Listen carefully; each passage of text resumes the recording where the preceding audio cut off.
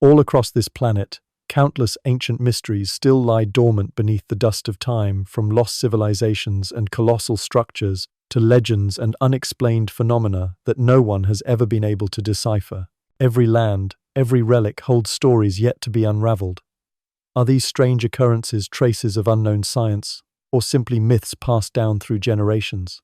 Our journey to explore these mysterious sites will take us from Asia to Africa, from the icy landscapes of Europe to the sun-drenched Americas, peeling back layer after layer of humanity's ancient secrets. Join us as we set out on an adventure into the world's greatest unsolved mysteries. Number 1. The mysterious ice circles of Lake Baikal.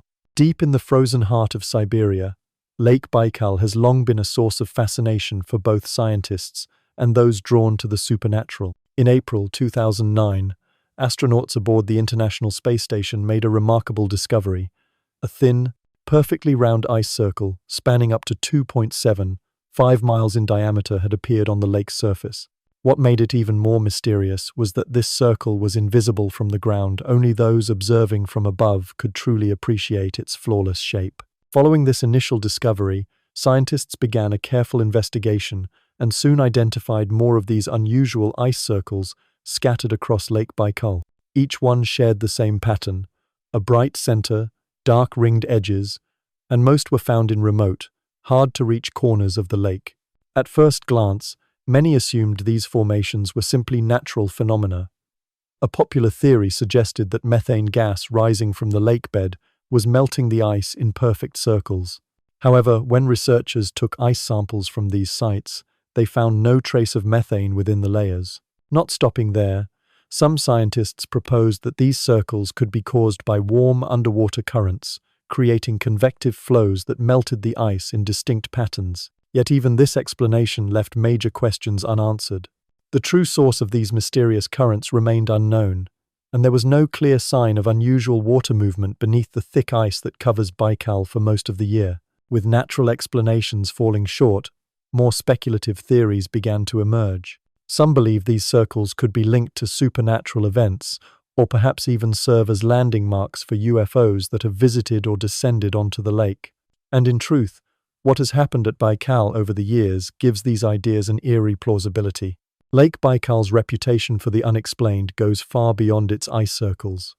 Over the decades, the lake has been the setting for countless strange events. In 1977, a research submersible called Pisces lost all power while operating at a depth of nearly 4,000 feet.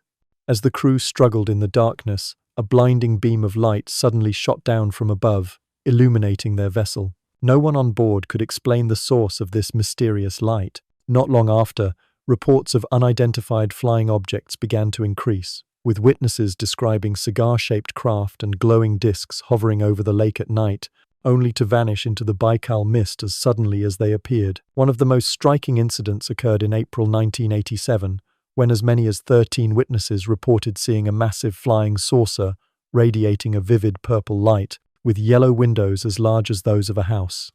The object hovered over the lake for a long moment before slowly gliding away toward the distant mountains. Some local residents even claimed to have seen humanoid figures dressed in bright yellow suits.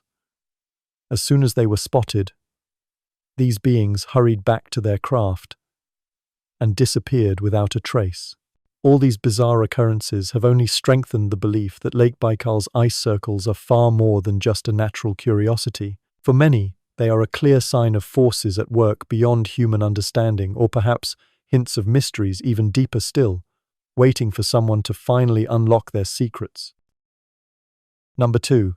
The Sibiu manuscript. When we think about rocket science, most of us picture modern engineers or the famous launches of the 20th century. But few people know that nearly half a millennium ago, a mysterious manuscript described rocket technology that was far ahead of its time.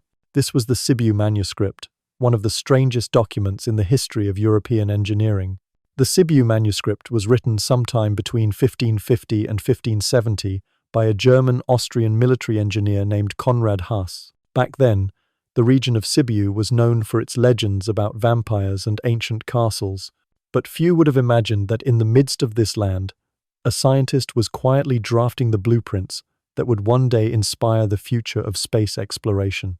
The content of the Sibiu manuscript has truly astonished historians. Across more than 450 handwritten pages in German, Konrad Haas gave detailed descriptions of new types of weaponry, especially rocket designs he called Feuerwerk. What sets this manuscript apart, however, isn't just the mention of fireworks or simple rockets, but the introduction of multi-stage rockets, a concept the world wouldn't fully grasp or put into practice until the 20th century. Haas carefully illustrated rocket models with multiple stages stacked on top of each other.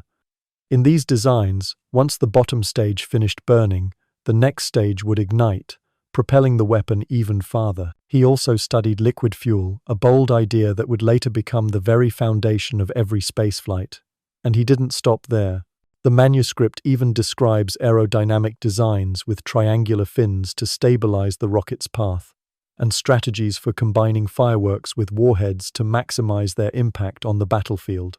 In the 16th century, when most of Europe still relied on bows, spears, and primitive muskets, the innovations found in the Sibiu manuscript were truly centuries ahead of their time. Many experts believe that Konrad Haas was the first person in the world to propose the concept of a multi-stage rocket, long before any other known document. However, one question remains unanswered to this day.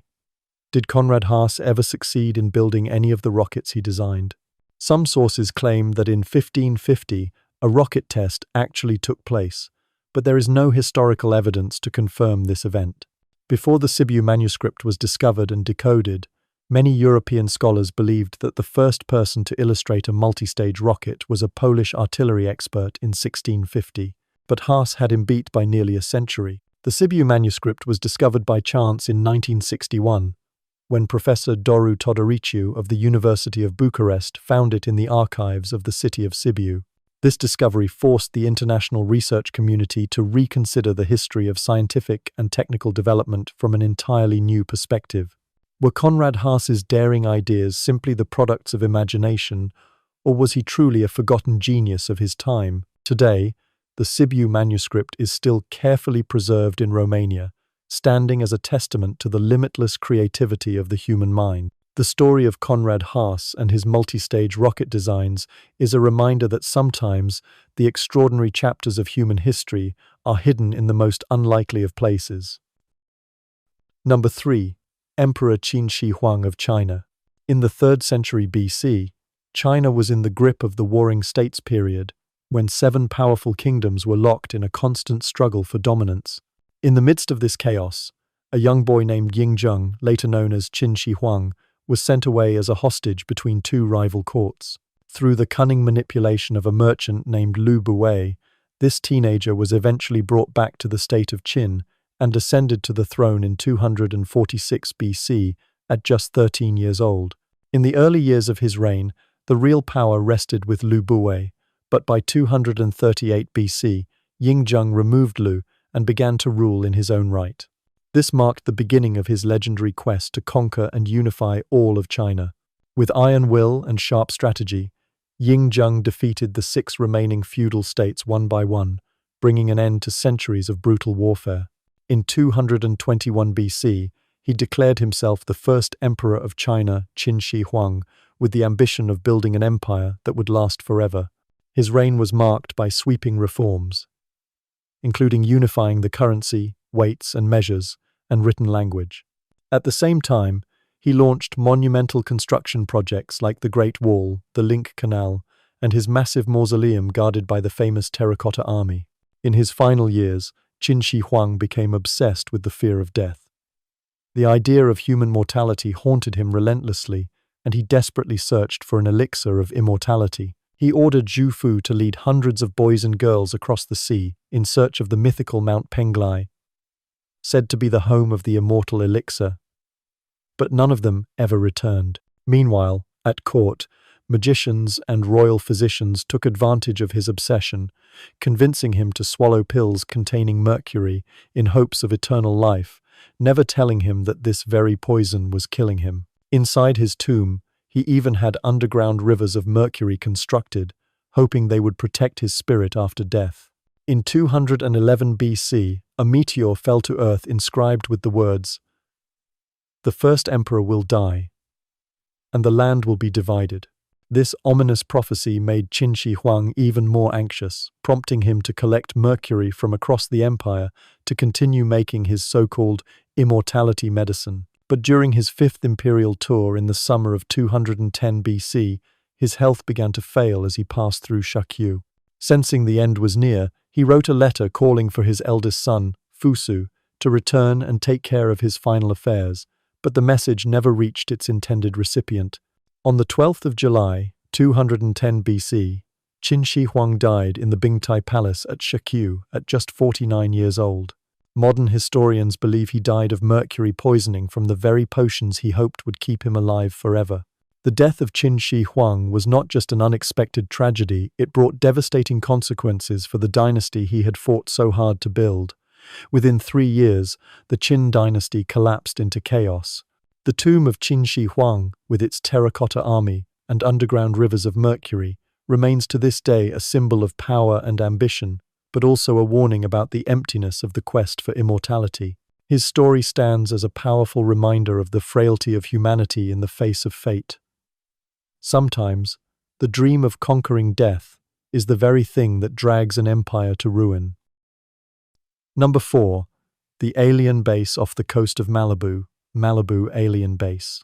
Beneath the deep waters off the coast of Malibu lies a strange structure that remains at the heart of debate and speculation. Not far from the shoreline, people have discovered a massive, flat rock formation that resembles a natural dome stretching across the ocean floor. What truly sets it apart are the large pillars supporting it, with a dark entrance at the center leading deep into the earth below. This unusual shape immediately drew the attention of UFO enthusiasts and those fascinated by unexplained mysteries. Many believe this could be an entrance to an underground alien base, something right out of the legendary tales of Area 51. Some have even dubbed it the new holy ground of unsolved mysteries. In 2014, researcher Jimmy Church used satellite images from Google Earth to analyze the area. What he found was that this offshore rock formation looked strikingly like the massive roof of a stadium, or perhaps a dome crafted by human hands. For Jimmy Church, this was not just an ordinary rock, but possibly a portal for spaceships, a place where mysterious lights had often been seen moving in and out over the open sea. The story doesn't end there. Robert Stanley, a journalist specializing in UFO phenomena, claimed that for over a decade, he had recorded numerous strange radio signals emanating from this location. Stanley even stated that he had personally witnessed unidentified flying objects diving into the ocean, only to vanish beneath the waves. Geologists, however, have offered a more conventional explanation.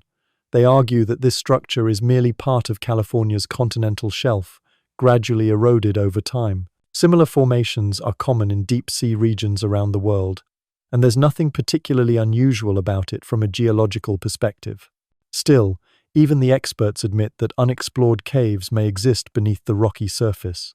To this day, no one has actually ventured inside to see for themselves what might be hidden in the cold, dark waters off Malibu. The mystery of the so-called alien base off Malibu remains unsolved. Whether it's simply a bizarre natural feature or evidence of something far beyond our current understanding, this place continues to spark curiosity among researchers and mystery seekers from all over the globe.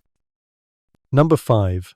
The Sandbyborg Massacre. Around the year 400 AD, on the island of Öland off Sweden's eastern coast, a terrible massacre took place, one that still haunts anyone who hears about it today. At that time, Sandbyborg was a stone fortress, built with solid walls enclosing the homes of an entire community. The people living here were mostly farmers, craftsmen, and small families.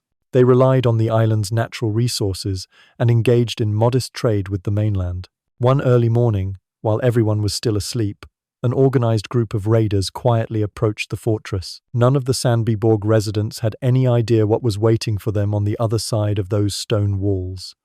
When the attackers stormed in, chaos instantly erupted inside the stronghold. The adults tried desperately to shield the children, while the young men rushed to find weapons to defend themselves, but all efforts were in vain. The raiders were not only numerous, but also armed with clubs, short knives, axes, and even sharp swords. The result of this assault was that almost the entire population of Sandbyborg was wiped out in a single night. Archaeologists later determined that the number of victims could have reached as many as 200 or 250 people, including men, women, and many children. When researchers began to excavate the site, they found many skeletons still lying on the floors of the ancient houses. Some bodies were discovered right next to hearths, suggesting the victims were caught off guard while preparing meals or resting. Several skeletons were found exactly where they had fallen, with no signs that anyone had been buried or moved after death. The archaeological evidence also revealed the brutality of the attack. One of the most shocking discoveries was the skeleton of an elderly man who had collapsed face down into the hearth. The fire had burned through his flesh and even charred his bones. When archaeologists examined his skull, they found it packed full of sheep teeth. In another house, as many as 9 skeletons were found piled on top of each other. The attackers left without burying anyone. The bodies remained where they fell for over 1,000 years. It was only when modern archaeologists uncovered the site in the early 21st century that the mystery of the massacre began to come to light. Even today, however, no one truly knows the real reason why an entire small community on the island of Uland was wiped out so ruthlessly. It may have been tribal rivalry, an act of plunder, or simply a bloody revenge. Whatever the cause, Sandbyborg remains one of the most chilling and mysterious archaeological sites in ancient European history. Number 6.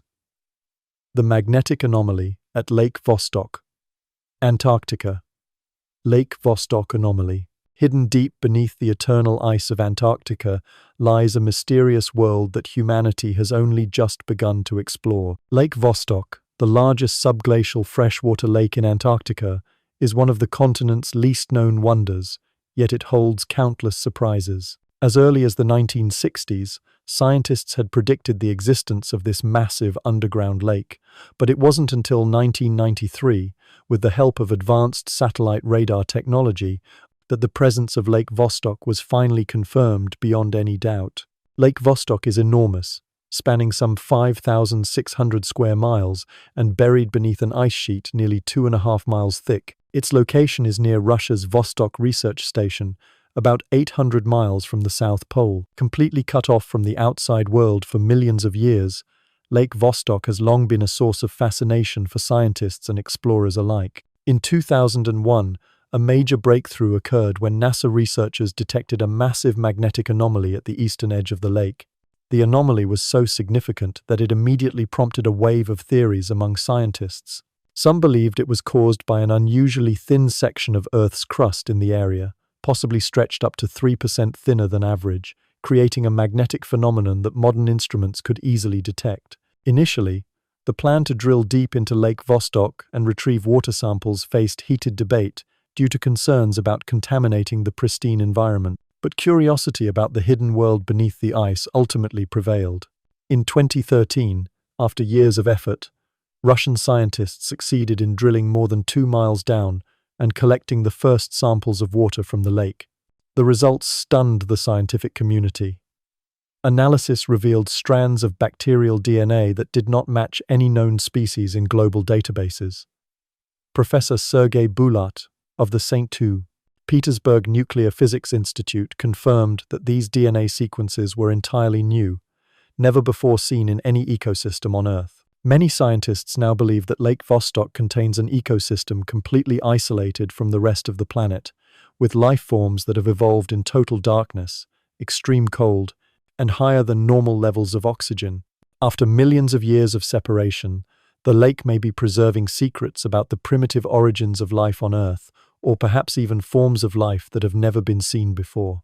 To this day, Lake Vostok remains one of Antarctica's greatest mysteries, a reminder that even in the age of advanced technology, our planet still harbors wonders and secrets yet to be discovered. Number 7.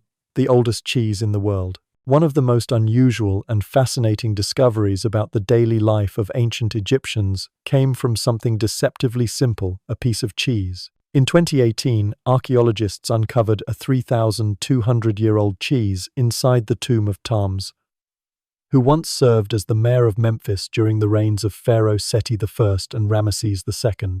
This tomb had been buried beneath the sand for centuries before it was rediscovered. When scientists began their excavation, they came across a large ceramic jar containing a solid white substance that had hardened over the ages. Chemical analysis confirmed that this was, in fact, the oldest cheese ever found in human history. The cheese may have been made from the milk of cows, sheep, or goats. What made this discovery even more remarkable was the presence of the bacteria responsible for brucellosis in the cheese sample.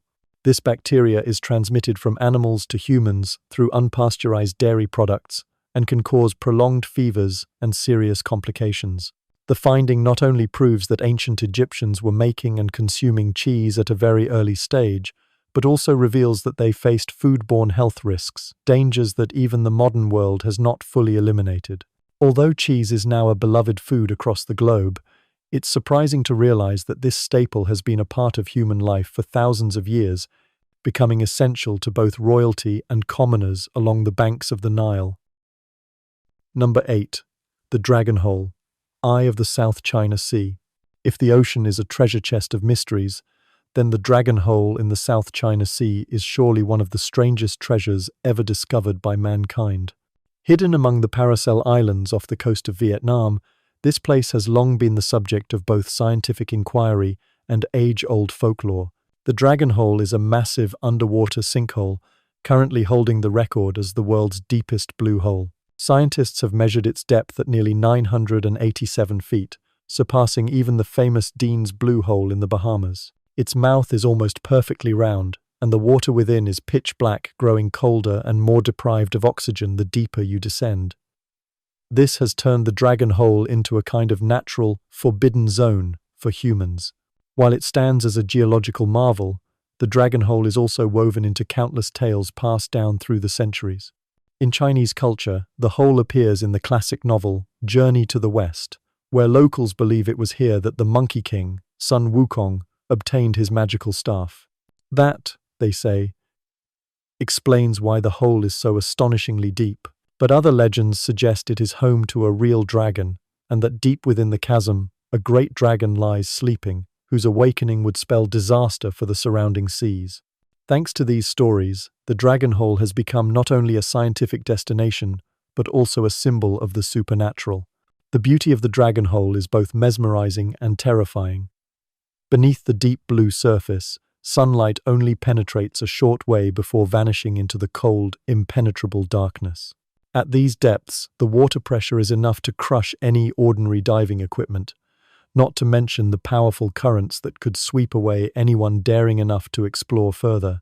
Over the years, more than a few divers and explorers have lost their lives or barely escaped with their wits intact after venturing into the Dragon Hole. Today, the Dragon Hole remains a target for scientific research, but it is also a warning for anyone tempted to conquer its depths. Behind its dark and mysterious beauty, no one knows how many secrets are still hidden beneath the deep water, or whether humanity will ever truly unlock what lies within. Could a real dragon be sleeping inside, waiting to awaken? If you're still curious, perhaps you should try exploring it for yourself. Number 9. The Ancient Yo-Yo, a mysterious toy from east to west. When people think about childhood toys, few realize that the yo-yo is not only a popular pastime today, but also one of the oldest inventions in human history. In fact, the yo-yo is considered the second oldest toy ever created, just after the doll. The journey of the yo-yo began thousands of years ago and has traveled through some of the world's greatest civilizations from China and Greece to the islands of the Philippines. The earliest archaeological evidence of yo-yos comes from ancient Greece, where craftsmen depicted children playing with yo-yos on pottery more than 2,500 years ago. This shows that yo-yos weren't just decorative objects, they were truly a part of daily life and ancient culture. According to historians, the yo-yo may have first appeared in China long before it made its way westward. Ancient Chinese people invented toys with winding string mechanisms, and over time, this type of toy spread throughout Southeast Asia. In the Philippines, the yo-yo was known as the kumu. There, it was more than a simple toy. It was sometimes used as a hunting weapon or for self-defense, thanks to its spinning motion and long string. When the yo-yo reached Greece, it quickly became a popular toy for both children and adults. Ancient yo-yos were crafted from various materials, such as wood or terracotta, and their surfaces were often painted with intricate images of the gods. Yo-yos were not only used for play, they also held a place in coming-of-age rituals. Greek boys would offer their yo-yos to the gods as a symbolic gesture when they reached puberty, marking their transition into adulthood. Like so many toys, the yo-yo is more than just a source of entertainment. It reflects the cultural and social values of every era it has passed through. After thousands of years, the yo-yo continues to hold a magical appeal for people of all ages. Number 10. The Mystery of the Ghost Ship, MV Joyita. The MV Joyita was once a symbol of luxury and safety. Built in 1931 as a lavish yacht, the Joyita even served in the US Navy during World War II before being converted into a transport vessel carrying cargo and passengers between islands in the South Pacific. On the 3rd of October, 1955, the Joyita left the port of Apia in Samoa, bound for the island of Tokelau, 270 miles away. Aboard were 25 people, including the seasoned Captain Thomas Dusty Miller and, notably, Dr. Alfred Dennis, who was on his way to Tokelau to perform a critical surgery. It was supposed to be a routine journey, but then things took a strange turn. 2 days passed, and there was still no sign of the Joyita at her destination. At first, people thought the delay might be due to bad weather or a technical problem, but as time went on with no word from the ship, worry set in. A massive search operation was launched and lasted 5 weeks, but no trace of the Joyita or her passengers was found. It was as if the ship had vanished into thin air. Then, on the 10th of November, 1955, a cargo vessel happened upon the Joyita adrift in the middle of the ocean, an astonishing 600 nautical miles off course. Strangely, not a single soul was found on board. The lifeboats, emergency equipment, and all personal belongings were missing without a trace. When investigators boarded the vessel, they found the Joyita listing heavily to one side, but still afloat. The interior was in complete disarray, with scattered belongings everywhere. Blood-stained bandages were found on deck, and the radio was tuned to the emergency frequency, but the antenna was broken. Inside the cabin, the ship's clock had stopped exactly at 10:25, as if marking a moment of fate. Most notably, the logbook and all important documents had vanished. No one has ever been able to explain what really happened on the Joyita. Countless theories have been put forward, but none have ever been completely convincing. Some believe that a leaking pipe flooded the engine room, and the crew, thinking the ship was about to sink, panicked and abandoned ship. Yet, the Joyita managed to stay afloat for days, drifting at sea. Others suspect an attack by pirates or criminals at sea, but there was no sign of a struggle or violence anywhere on the vessel. Another theory suggests a freak wave or sudden weather event swept the lifeboats and crew away, leaving them unable to return. And of course, there are supernatural explanations that the Joyita encountered something beyond human comprehension that caused everyone to vanish without a trace. Whatever the cause, the story of the Joyita remains an unsolved mystery. The ship was eventually repaired and returned to service, but its reputation as a ghost ship lingered on, making many sailors think twice before ever stepping aboard. Number 11. The Anunnaki and the gold technology of the Sumerians, Iraq. If you've ever heard about the ancient Sumerian civilization, chances are you've come across stories of a mysterious race known as the Anunnaki. In ancient texts unearthed in what is now southern Iraq, the Sumerians described the Anunnaki as gods from the stars, beings who descended to Earth to teach humanity all the most important knowledge, especially in mathematics and gold mining technology. The Sumerians' ancient clay tablets contain many references to the Anunnaki. They are described as having unusual appearances, supernatural powers, and intelligence far beyond that of humans.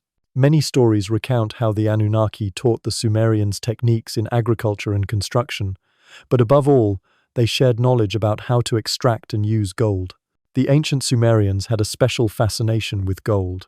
They didn't just see gold as a symbol of wealth and power, they believed it provided a connection to the divine realm.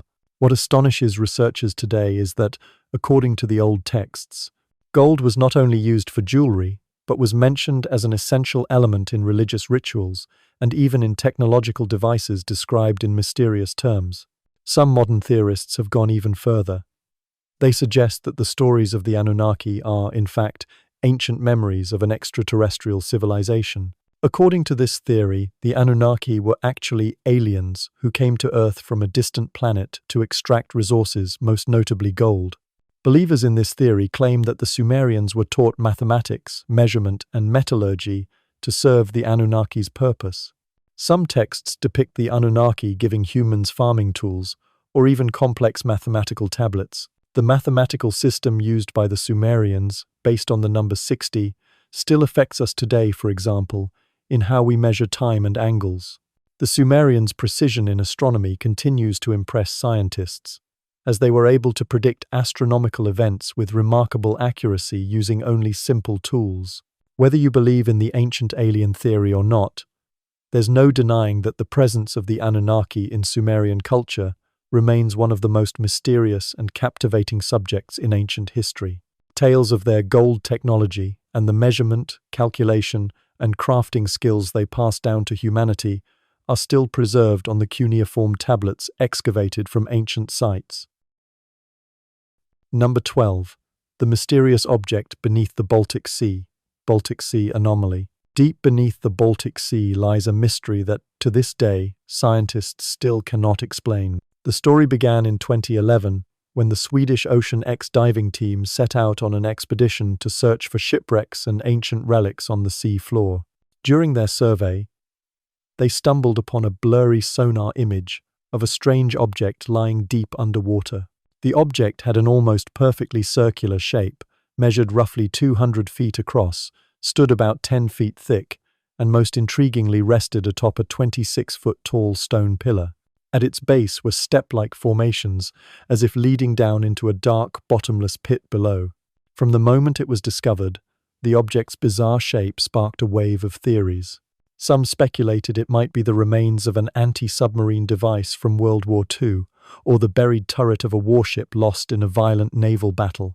But what caught the public's imagination most was its uncanny resemblance to the Millennium Falcon from the Star Wars films, fueling rapid speculation about a UFO crash landing on the sea floor. Naturally, many scientists remain skeptical of such theories, arguing that the object is merely a natural geological formation shaped over thousands of years by the movement of glaciers and rock. Peter Lindbergh, leader of the Ocean X team, admits that the peculiar steps and the object's overall form have left him with lingering questions. If this is truly a man-made structure, it would have to date back to prehistory, perhaps even before the last ice age. The mystery only deepened in 2020, when scientists from Stockholm University collected direct samples from the site. Their analysis showed that the object was made up of common rocks, granite, gneiss, and sandstone, the very materials typically found in areas long scoured by glaciers, with no sign of extraterrestrial matter or any evidence of artificial construction. Still, the Ocean X team remains unconvinced. They insist that every time they approach the object, their electronic equipment, satellite phones, in particular, suffers from unexplained interference. Even compasses and sonar systems behave erratically, making it nearly impossible to collect high-quality images or samples. In smaller surveys conducted in 2019, they also discovered a monolithic stone standing upright nearby, surrounded by rectangular rocks arranged like a protective wall. Yet each time, mysterious technical failures have always kept them from getting closer to the truth. Today, the object beneath the Baltic Sea remains an unsolved enigma. Not only does it create powerful magnetic disturbances, but it continues to defy every attempt at human exploration. Whether it's a strange natural phenomenon, a remnant of an ancient civilization, or something even greater, this mystery still waits for a satisfying answer from those bold enough to seek out the truth. Number 13. The mass grave from the Napoleonic era. In the summer of 1809, the eastern lands of Austria witnessed one of the bloodiest battles of the Napoleonic era. It was the moment when the French army, led by Emperor Napoleon Bonaparte, faced off against Austrian forces in the famous Battle of Wagram. Tens of thousands of soldiers from both sides fell within just a few short days. After the fighting ended, the fallen soldiers were not given careful burials. Instead, their bodies were hastily gathered and dumped into mass graves right in the middle of the fields. For nearly 2 centuries afterward, the green fields of rural Austria remained peaceful, and no one suspected that beneath that fertile soil lay a horrifying chapter of history. It wasn't until 2017, when archaeologists began excavating a small patch of farmland near Vienna, that this secret was finally uncovered. As the first layers of earth were removed, a multitude of human skeletons came to light, many still wearing their uniforms, boots, and personal belongings from the early 19th century Austrian army. These mass graves could contain the remains of more than 55,000 soldiers who died in that brutal military campaign. Archaeological evidence shows that the graves were dug very carelessly. At the time, the French army had neither the time nor the willingness to properly bury enemy soldiers. They simply shoveled dirt over the bodies until the pit was full, then moved on to the next burial site. Out of the thousands of skeletons discovered, researchers performed detailed analyses on the first 50. Medical examinations revealed that most of these soldiers were very young, ranging in age from 16 to 30, and notably, almost all showed signs of serious illness before death. Many of the skeletons exhibited clear evidence of severe vitamin C deficiency, a condition known as scurvy that causes weak bones and swollen joints. Quite a few also suffered from pneumonia, arthritis, or other infectious diseases brought on by the harsh conditions of military life. By the time battle broke out, most of them were too weak to put up much resistance and collapsed on the field, with some dying from illness or exhaustion rather than wounds from bullets or bayonets. Alongside the human remains, archaeologists found hundreds of lead bullets and many personal items such as knives, spoons, and medals. These artifacts provide vivid evidence of the ferocity of the Battle of Wagram and the harsh realities faced by Napoleon's soldiers. What is especially striking is that, through these remnants hidden underground, it becomes clear that war in that era was not just about glamorous battles between generals and their maps. It was also a tragedy for tens of thousands of young men, most of whom had only just left home, forced to live in deprivation and disease, and to die quietly with no one ever knowing their names. Number 14. The Mystery of Jack and the Beanstalk. When people mention Jack and the Beanstalk, most will immediately recall a simple fairy tale for children, a story about a poor boy living with his mother in a dilapidated house. He exchanges their last cow for a handful of magic beans and suddenly discovers a world above the clouds, guarded by a fearsome giant and filled with treasures. For so many years, this story has been retold as a miraculous adventure that every one of us has heard at some point in our childhood. Yet, few could imagine that beneath that familiar surface lies a mystery far greater than what we have ever assumed. If you have ever thought that this was merely a bedtime story for children, perhaps it is time to reconsider, because as we begin to peel back each layer of this tale, you will see that it is not only about the bravery or cleverness of a young boy, but it also hides ancient legends, secrets that reach beyond the boundaries of ordinary fairy tales. And so, once you know the truth behind this seemingly harmless legend, you may never look at Jack and the Beanstalk the same way again. This story begins in a very simple way, with the image of Jack, a boy living with his mother in a small, humble house in a poor countryside. The life of Jack and his mother is not easy at all. Day after day, they struggle with poverty and meager meals. The old cow is their last asset, as well as their final hope. Then one day, when almost everything in the house has run out, Jack's mother has no choice but to ask her son to take the cow to the market to try and get some money for food. On the way to the market, Jack meets a strange man. Instead of giving him money, this man holds out a handful of small beans and tells Jack that these are magical beans, capable of bringing luck beyond anything he could imagine. With a curious nature, Jack agrees to trade the cow for the beans. When Jack brings the beans home, his mother cannot hide her disappointment. She knows this was their last chance to save the family from starvation, but now, all that remains are a few worthless beans. In her anger, Jack's mother throws all the beans out the window and makes Jack go to bed hungry. Yet, something extraordinary happens that very night. When dawn breaks, Jack is astonished to see a giant beanstalk growing from the spot where his mother had thrown the beans the day before. The stalk is so tall that it reaches up to the sky, piercing through thick, white clouds. Driven by curiosity and a dream of changing his life, Jack decides to climb the beanstalk to find out what mysteries await above. After a long climb up through the layers of clouds, Jack finally sets foot at the top of the beanstalk. Here, He is amazed to see a huge castle floating in the sky. When Jack approaches and knocks on the door, it is answered by a giant woman.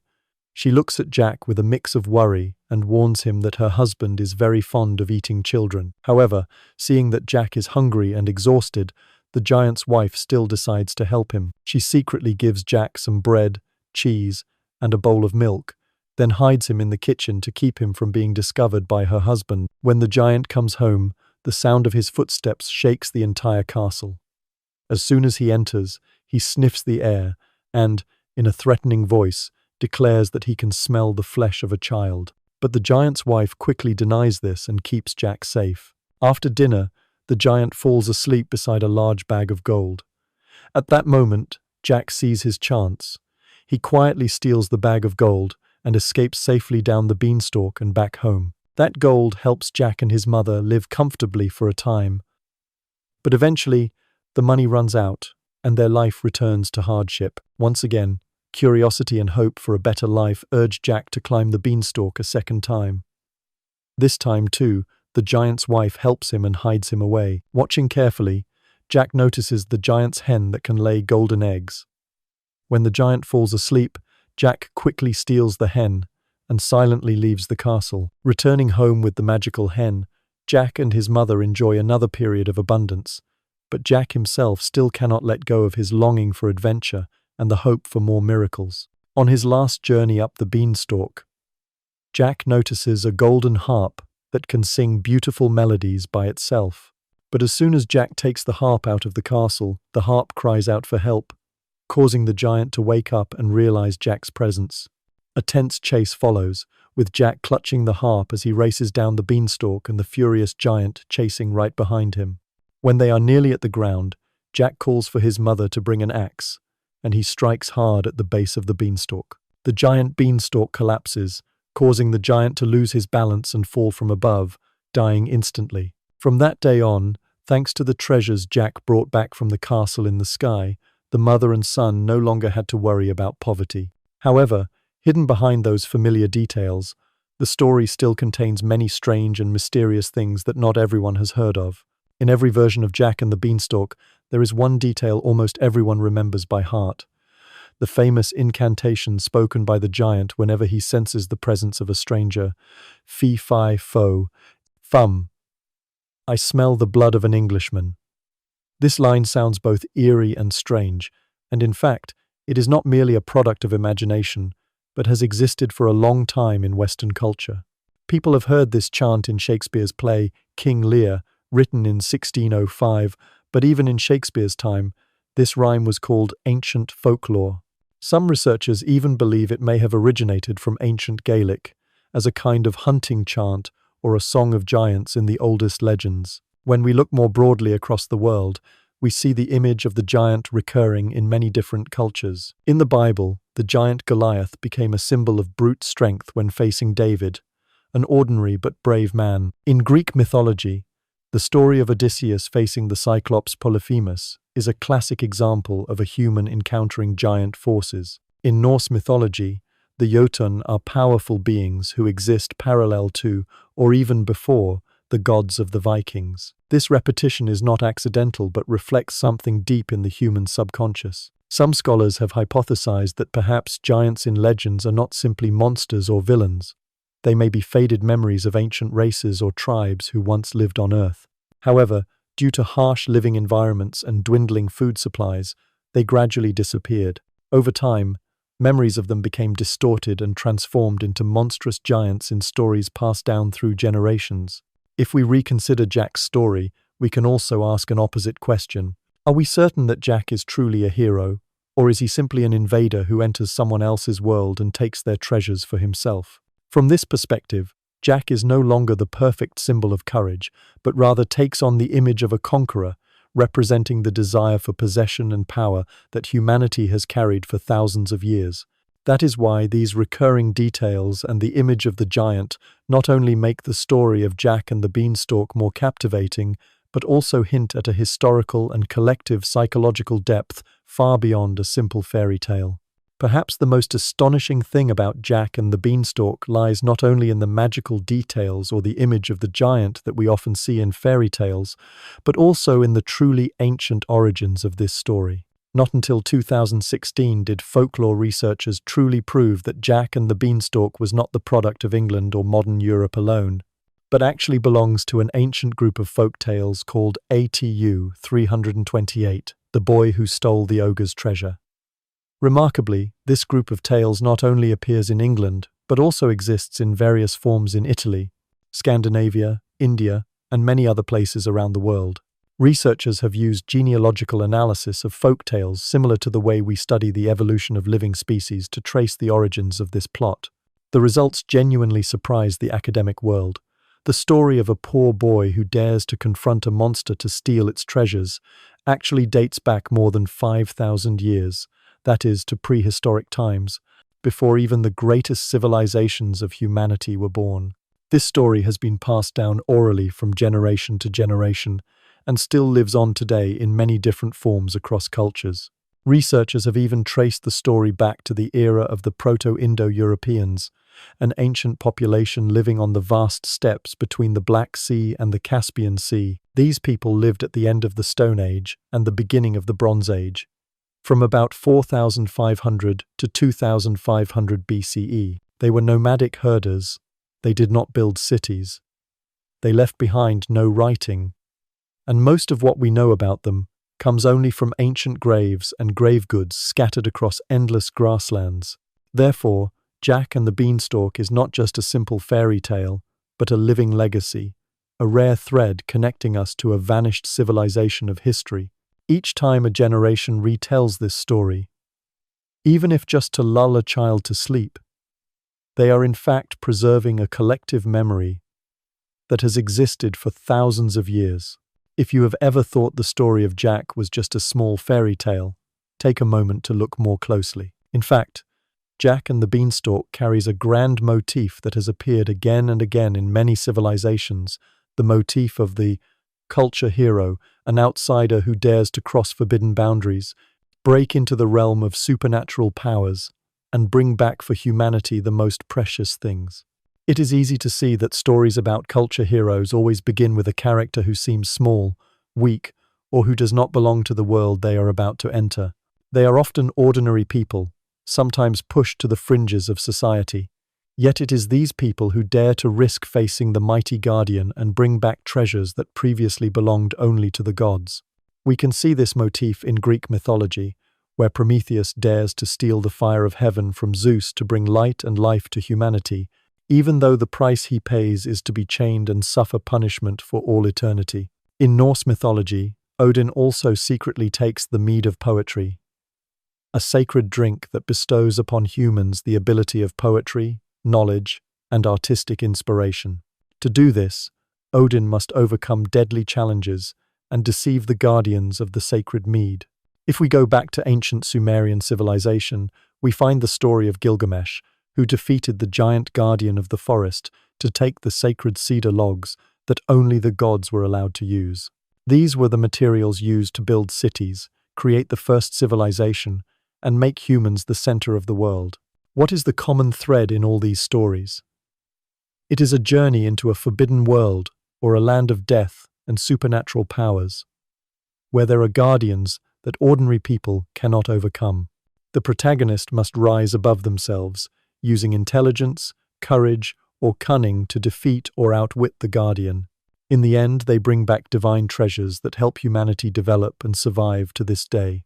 If we reconsider the image of the magic beanstalk in Jack and the Beanstalk, we see that it is not merely a fanciful detail to lead the character up to the castle in the clouds.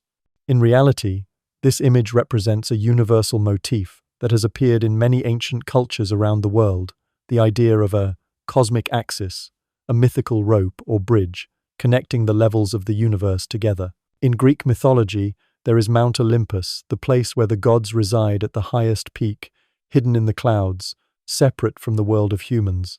In Norse mythology, there is an even more powerful image, the world tree Yggdrasil. This giant ash tree has roots that sink deep into the realm of the dead. Its trunk passes through the world of humans, and its branches reach the heaven of the gods. Yggdrasil is not only a symbol of life, but also the axis connecting the three great realms of the universe: heaven, earth, and the underworld. The ancient Maya also looked up at the sky and imagined the Milky Way as a giant world tree, where souls after death would walk along to reach the other world. For them, death was not the end, but a journey linking the layers of the universe through this mythical tree. In Hindu philosophy, the image of the Ashvatha tree also carries deep meaning. Its roots stretch upward into the sky, while its branches and leaves reach down to the earth, like a bridge between the world of the gods and that of humans. All of these images emphasize one thing: the tree, axis, or bridge is not only a physical symbol, but also a spiritual one, a gateway to another dimension where humans can communicate with the gods or ancestral spirits. And when Jack climbs the magic beanstalk, he is not simply seeking treasure. It is the journey of a soul leaving the real world, crossing the boundary of life and death, entering another realm to face challenges, and returning with something precious for the world of the living. Number 15. Prehistoric animals, ancient technology, and the Ica stones. If you've ever wondered whether ancient humans might have once lived alongside dinosaurs, you might be surprised to learn about the mysterious stones discovered in Peru. These artifacts are known as the Ica stones, and their story remains one of the greatest enigmas in modern archaeology. The Ica stone collection is made up of thousands of rocks, each carved with incredibly strange images. Many of these stones depict humans riding dinosaurs, performing complex surgeries, and even show a man looking through a telescope. These carvings seem to challenge everything we think we know about the evolutionary history of mankind. The story of the Ica stones began to draw attention in 1966, when a Peruvian doctor named Javier Cabrera happened to come across a peculiar stone at a small shop in the city of Ica. When he saw the carvings on the stone, he was completely captivated and decided to start collecting more stones from rural areas around the Ica Valley. In a short period of time, his collection grew to nearly 20,000 stones, featuring every imaginable size and subject. By 1996, Javier Cabrera had amassed so many stones that he opened a museum dedicated solely to displaying them to the public. He also published a book called The Message of the Engraved Ica Stones, in which he put forward a truly astonishing theory. According to Cabrera, the stones are the legacy of an ancient civilization he called the Glyptolithic man. He believed these people came from another planet, lived on Earth millions of years ago, and were the ones who engraved these images before leaving. Cabrera's theories went even further. He claimed that this civilization possessed an extremely advanced level of technology, with knowledge of genetics, medicine, and astronomy far surpassing anything ever known on Earth. According to him, the images of brain surgery, organ transplants, or humans interacting with dinosaurs were all evidence that Glyptolithic man really existed.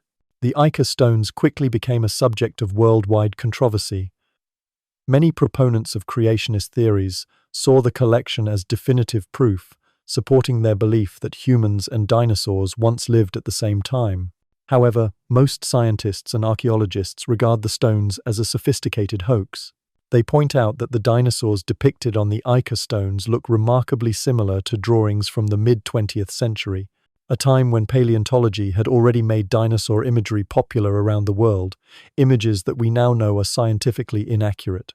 Moreover, the carving techniques show clear signs of modern tools, inconsistent with those available in prehistoric times. Whether genuine or not, the Ica stone collection continues to spark heated debate among scientists, conspiracy theorists, and those who are simply curious about humanity's distant past. Number 16. King Alexander I of Greece. At the beginning of the 20th century, Greece was a country in turmoil. The nation was constantly caught in military conflicts and deeply divided by politics. When World War I broke out, Greece became a battleground for influence between the two great alliances of the era. On one side were Britain, France, and Russia. On the other, Germany and its allies. It was during this period of upheaval that Alexander I was unexpectedly thrust onto the throne in 1917. Alexander was born on the 1st of August, 1893, at the Totoi Palace near Athens.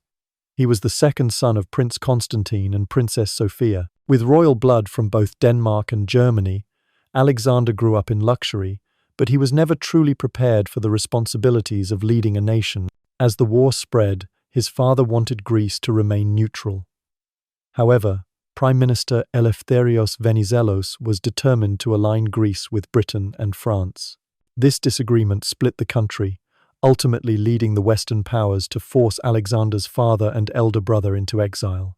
In this situation, Alexander was installed as king, though in reality, he served more as a figurehead than as a ruler with any true authority.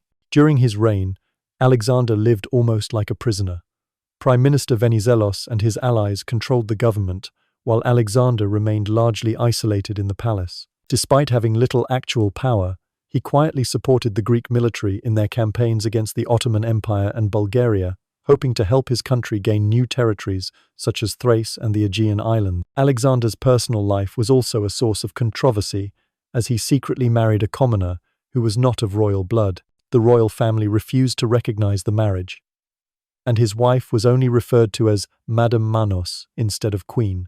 In early 1920, the couple returned to Greece, and Aspasia was preparing to give birth to their first child. Everything seemed to be looking up, until a small accident changed everything. On the 2nd of October 1920, Alexander was strolling in the palace gardens. He was accompanied by his dog Fritz, and happened to witness two Barbary macaques attacking the dog. Alexander rushed in to break up the fight, but was bitten on the leg by one of the monkeys. The wound did not seem serious, so the doctors cleaned it superficially and thought little of any potential danger. Only a few days later, Alexander's wound became infected. He developed a high fever, and his condition quickly turned into blood poisoning. The doctors considered amputating his leg to save his life, but none of them dared make such a major decision for a king. By the 19th of October, Alexander began to deliriously call for his mother as he burned with fever. He died on the afternoon of the 25th of October, 1920, at only 27 years old. The death of Alexander I was not just a personal tragedy, it plunged Greece into a major political crisis. Just weeks later, elections and a referendum restored his father to the throne and toppled the Venizelist government. Many have since argued that if Alexander had lived, Greece might have avoided the bitter defeat in the Greco-Turkish War a few years later. The story of Alexander I is a strange and heartbreaking example of the fragility of fate. A young king, who once lived among power and glory, lost his life because of a monkey bite in his own palace garden. Number 17. Human sacrifice during fortress construction in Korea. Jangju, Silla dynasty, 4th century AD. In the 4th century AD, on the land that is now Korea, the kingdom of Silla flourished and grew in power. During this period, the Silla people began to build strong palaces and fortresses to protect their country from invasions. One of the most famous fortifications of the era was Wulong Fortress, a massive structure that symbolized the strength and ambition of a rising dynasty. Yet, behind its imposing exterior lies a haunting story of human sacrifice. Modern archaeologists have uncovered terrifying secrets beneath the foundations of this ancient fortress, finding the remains of 3 women buried right up against the main wall. These bones were not simply the result of time or war. Every indication shows they were the victims of a ritual live sacrifice. According to researchers, these were young women, likely from the lower strata of society at the time. They had been chosen as offerings in the belief that their sacrifice would protect the fortress from enemies and ensure the structure's endurance for generations. It wasn't just human remains that were found. Archaeologists also discovered many animal bones, including those of oxen, cattle, and other domesticated animals. This suggests that the sacrificial rituals of the time involved both humans and animals, all buried together near the fortress wall, typically the weakest and most vulnerable point of the stronghold. People in the past believed that the spirits of the sacrificed would become guardian deities, defending the fortress from attack. Before the discovery of these remains, many historians believed that stories of human sacrifice in Silla history were just legends or folk tales. But the archaeological findings at Jangju have shown that these ancient stories were not entirely fictional. Number 18. The sunken city of Heraklion. There was once an ancient city that stood proudly where the Nile River meets the Mediterranean Sea, a place whose existence, for centuries, was shrouded in legend and uncertainty. That city was Heracleion, known to the Egyptians as Thonis. In its day, Heracleion was one of the most important cities in ancient Egypt, the gateway through which merchants and trading ships from across the Mediterranean entered the land of the pharaohs. Yet for generations, these images survived only in ancient records, most notably in the writings of the Greek historian Herodotus. He described Heracleion as a thriving metropolis where every road led to the sea, and every ritual and festival was dedicated to the gods and the waters. But beneath the city's surface wealth and splendor, there was always an undercurrent of danger. The land at the river's mouth was soft and unstable, and Heracleion constantly faced the threats of floods and earthquakes. No one knows exactly what happened, only that Heracleion suddenly vanished from history. Folk tales spoke of a great disaster that sent the city beneath the waves, leaving behind a veil of mystery that no one could pierce. Everything changed in the year 2000, when French archaeologist Franck Godillot and his team used modern survey technology to search the waters near Alexandria. At last, they found clues to the city's resting place. When the first divers reached the site, they were awestruck by what remained. They saw massive stone statues, more than 5 meters tall, their features still visible after more than 1,000 years beneath the sea. They saw toppled columns, broken temple walls, the network of canals that once linked small islands, and hundreds of relics from pottery and coins to everyday household items. This discovery proved that Heracleion was no mere legend.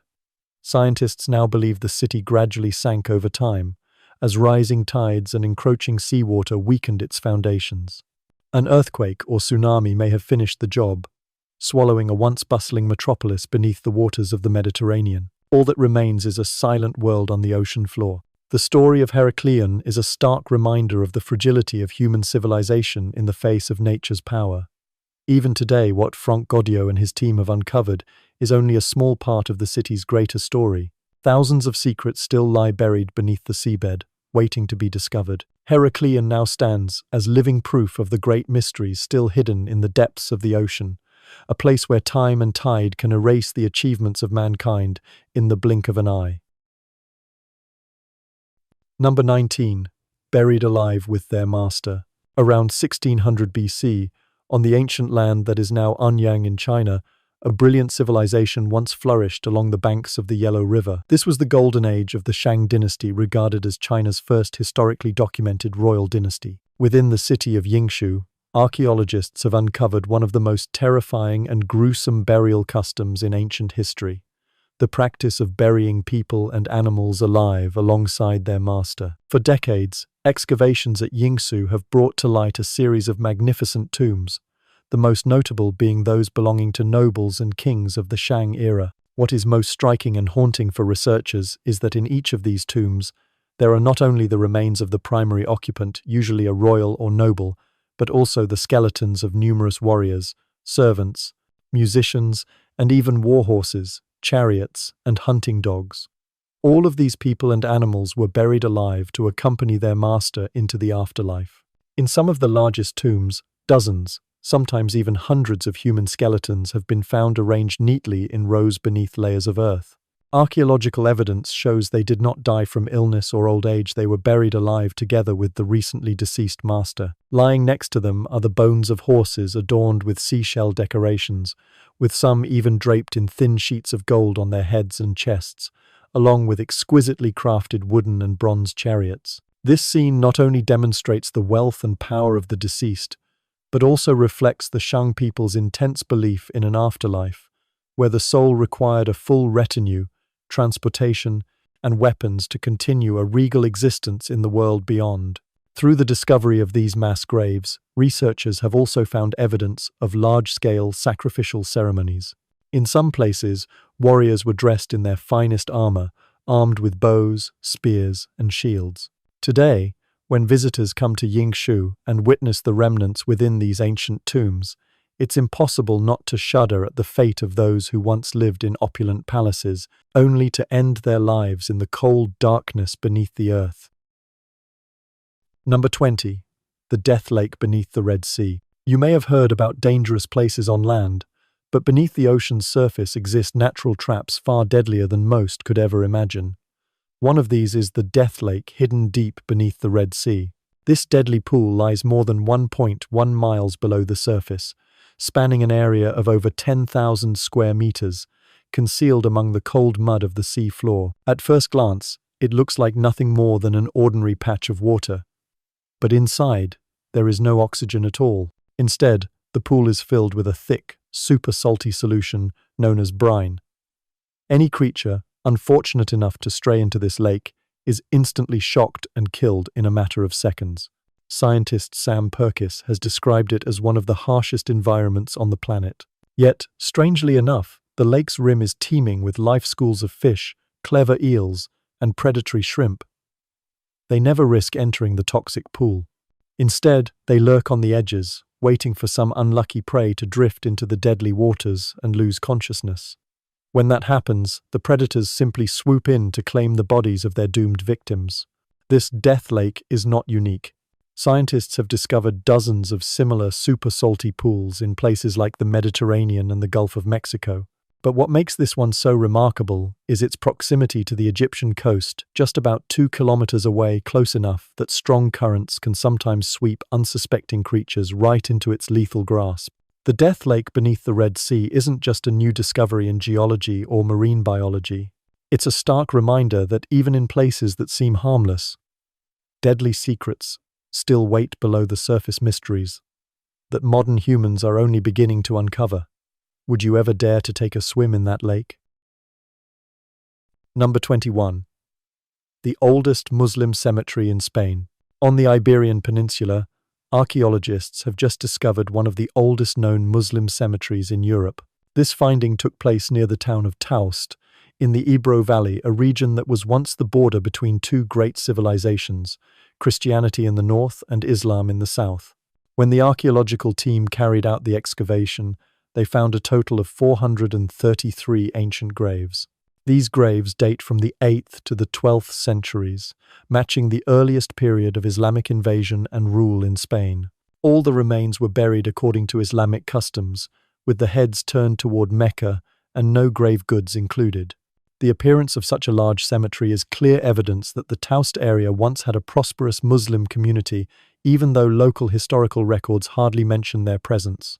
Researchers also noticed that most of the people buried here were young and middle-aged, but there were also the remains of children and women, which shows that this was a cemetery for the entire community.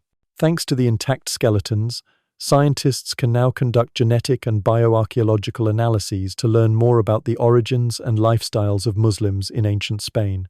Today, the discovery of the ancient Muslim cemetery at Taust not only helps to clarify a part of history that was once forgotten, but also reminds us that, for many centuries, the Iberian Peninsula was a meeting point and a crossroads for the great cultures of the world.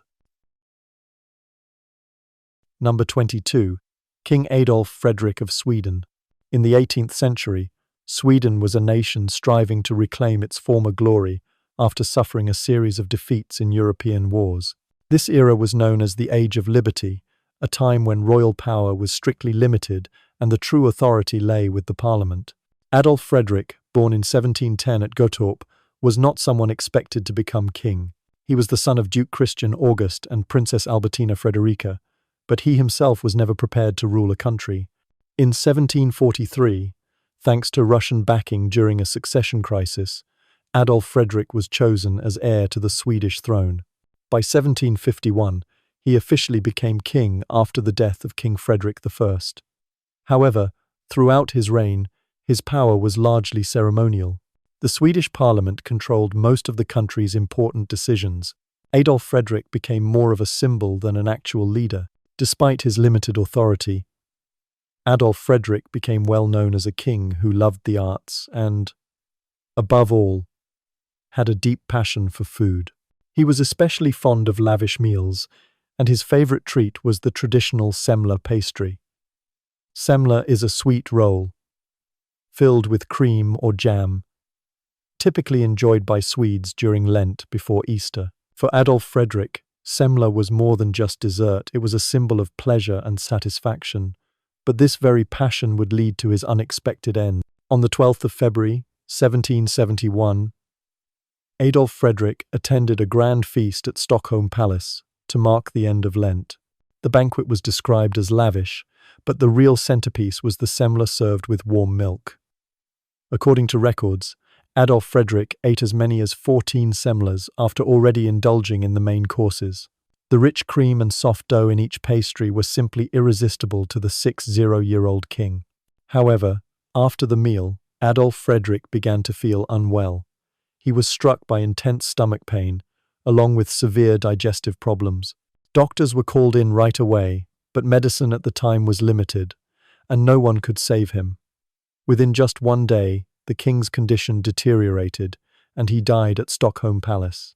The cause of death was determined to be acute digestive complications, likely brought on by overeating, especially after consuming such a large quantity of energy-rich semla.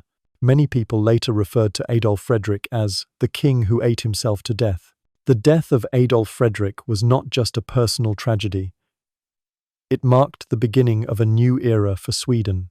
He was succeeded by his son, Gustav III, who would later end the Age of Liberty with a coup and restore royal power. Some believe that Adolf Fredrik's sudden death created an opportunity for Gustav III to strengthen his position.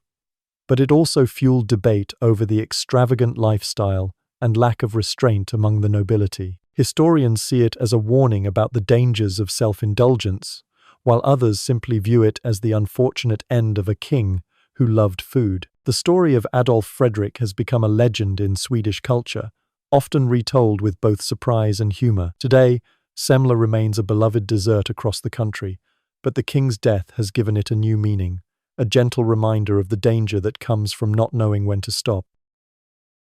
Number 23. The Trunyan Cemetery, Bali, Indonesia.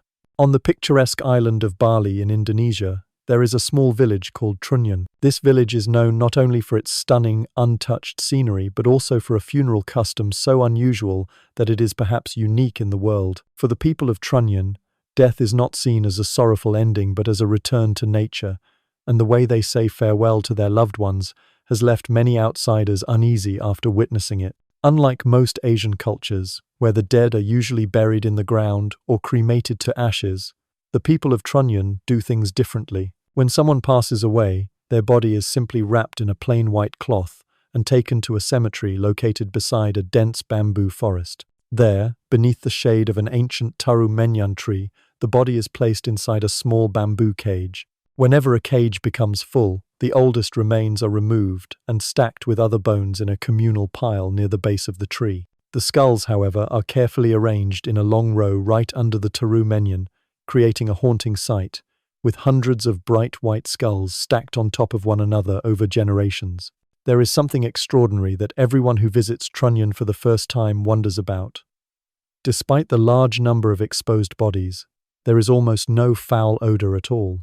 According to the locals, it is the Taru Menyan tree itself, with its thick leaves and deep roots, that releases a natural fragrance and keeps the air around the cemetery fresh and gentle. The name Trunyan also comes from this very tree. This custom is reserved only for those who were born in the village of Trunyan and applies solely to those who die of old age. Deaths caused by accidents, murder, or in childhood must be buried in a separate location. For hundreds of years, the way the people of Trunyan bid farewell to the dead has remained unchanged. To them, death is not something to fear or to hide. It is part of the eternal cycle of life, a moment when the body is returned to the earth and sky, so the soul can peacefully depart with the mountain winds and the still waters of the lake. Number 24. The Mystery of Sleeping Beauty. There are many different versions of the story Sleeping Beauty, but the most famous and widely known is the version written by the brothers Grimm in their Grimm's Fairy Tales, first published in 1812. From that point on, the image of a beautiful princess with a tragic fate became an unforgettable symbol in Western culture. The story begins with the burning desire for a child from a king and queen. Then one day, as the queen is bathing, a frog suddenly appears and foretells that her wish is about to come true. Just as in that strange prophecy, the queen gives birth to a stunningly beautiful princess. Overjoyed, the king decides to host a grand celebration to welcome the newborn princess. Not only relatives and friends, but 13 powerful fairies of the kingdom are also invited. However, the royal palace has only 12 golden plates for the banquet, and so one fairy is inevitably left off the guest list. It is a decision that sets in motion a tragedy no one could have foreseen. The celebration unfolds, dazzling in candlelight and music. One by one, 12 fairies come forward and bestow magical gifts upon the princess. One grants beauty, another virtue, others bestow wisdom, riches, and every other blessing. But just as the 11th fairy has finished, the atmosphere suddenly grows tense. The 13th fairy appears, her face full of anger at being forgotten. She does not speak to anyone, but looks straight at the princess and coldly utters a curse. On her 15th birthday, the princess will prick her finger on a spindle and die instantly. Horror sweeps through the great hall. Yet fortunately, the 12th fairy steps forward and, with her magic, softens the curse. She says that the princess will not die, but instead fall into a deep sleep that will last 100 years. The king and queen, overwhelmed by fear for their child, order every spindle in the kingdom to be destroyed, hoping to prevent the grim fate. Time passes quietly. The princess grows up beautiful and gentle, loved by the whole kingdom. But on her 15th birthday, while her parents are away, Briar Rose curiously wanders through the castle and stumbles upon an old room in the highest tower. Inside, an old woman sits, spinning. The young girl asks her about it, and, as she reaches out to touch the spindle, the curse is immediately fulfilled. Briar Rose collapses onto a bed, falling into an unending sleep. At that very moment, the entire royal household also falls into a deep slumber. A thick hedge of thorns springs up around the castle, hiding it completely from the outside world. Years slip by, and the tale of the sleeping princess spreads far and wide. Many brave princes try to pass through the thorns to save her, but all lose their lives among the razor-sharp brambles. It is not until exactly 100 years later that a young prince, hearing the legend, sets out for the castle. Strangely, this time, the thorny hedge blossoms with flowers and parts by itself, clearing the way for him. Inside the silent castle, he passes by people asleep, all the way to the highest tower. There, Briar Rose still lies motionless, beautiful as an angel. He leans down and places a kiss upon her lips. Instantly, Briar Rose awakens, and the entire castle stirs to life after its long slumber. Joy overflows, and the prince and Briar Rose celebrate their wedding, living together happily ever after. In 17th century Europe, fairy tales were not just for children, but often contained many elements for adults. One of the earliest and most striking versions of Sleeping Beauty is the story Sunday, Moon and Talia, written by Giambattista Basile in Italy in 1636. This tale begins with a wealthy and powerful family. The protagonist is Talia, the only daughter of a lord. When Talia is born, soothsayers are called to predict her fate.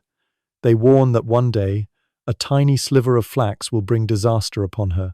Fearing for his daughter's life, her father bans all flax-related items from the household. Talia grows up healthy and beautiful. One day, as she curiously explores the castle, she encounters an old woman spinning. Unaware of the danger, Talia is fascinated and reaches out to touch the spinning wheel. In that instant, a splinter of flax pierces her finger. Talia falls down and cannot wake up. Although not dead, she lies in a death-like state, from which no one can rouse her. Talia's apparent death devastates her father. Unable to bear the pain of losing his daughter, he locks the castle doors, leaves Talia lying there alone, and goes away to live elsewhere. Talia is forgotten, and the years drift by. Many years later, a king, while out hunting, stumbles upon the abandoned castle.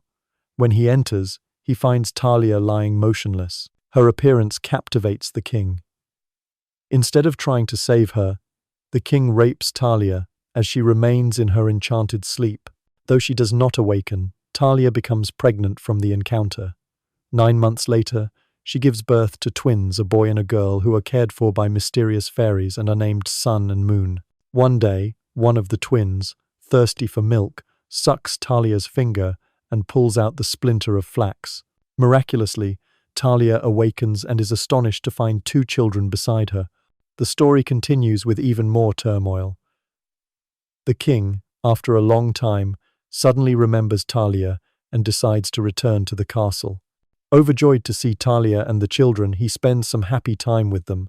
But when he returns to his palace, things grow complicated.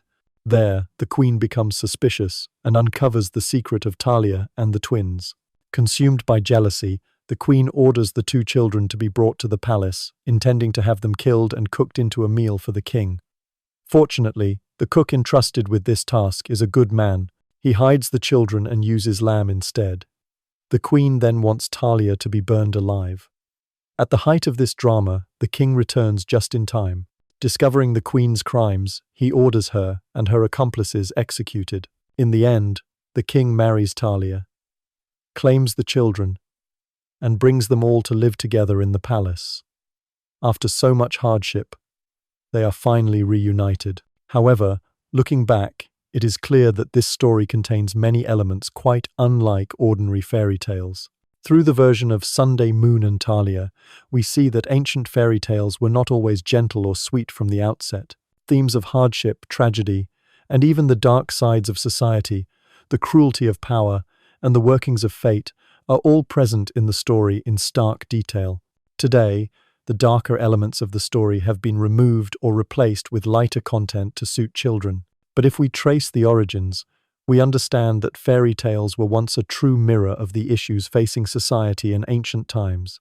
That is why, when people mention Sleeping Beauty, it is not only the rosy world of fairy tales that comes to mind, but also the shadowy corners that few know about. Not merely a creation of imagination or legend, some details in the story of Sleeping Beauty may have roots in real historical events in Europe. One prominent example is the story of Catherine of Valois, wife of Henry V of England. Catherine of Valois died in 1437. After her death, her body was not buried in the usual way. Instead, her remains were preserved and kept at Westminster Abbey, the burial place of English kings and queens. Remarkably, Catherine's body was publicly displayed for nearly 350 years. For a long time, many English people and visitors had the opportunity to view her mummy. In fact, visiting to kiss the mummy of Catherine became a strange ritual practiced by many. Samuel Pepys, a famous English writer and historian, recorded in his diary that on his birthday in 1669, he visited Westminster Abbey and saw Catherine's body with his own eyes. He even recounted that he kissed her lips. This may sound unbelievable today, but at that time, many people were genuinely curious and believed that Catherine's mummy possessed a kind of power or miracle. Those who saw Catherine's remains all described her as looking as if she were sleeping. Her face was so well preserved that many were astonished. The image of a beautiful woman lying with her eyes closed for hundreds of years, yet retaining her graceful appearance, instantly reminded many of Briar Rose in the fairy tale.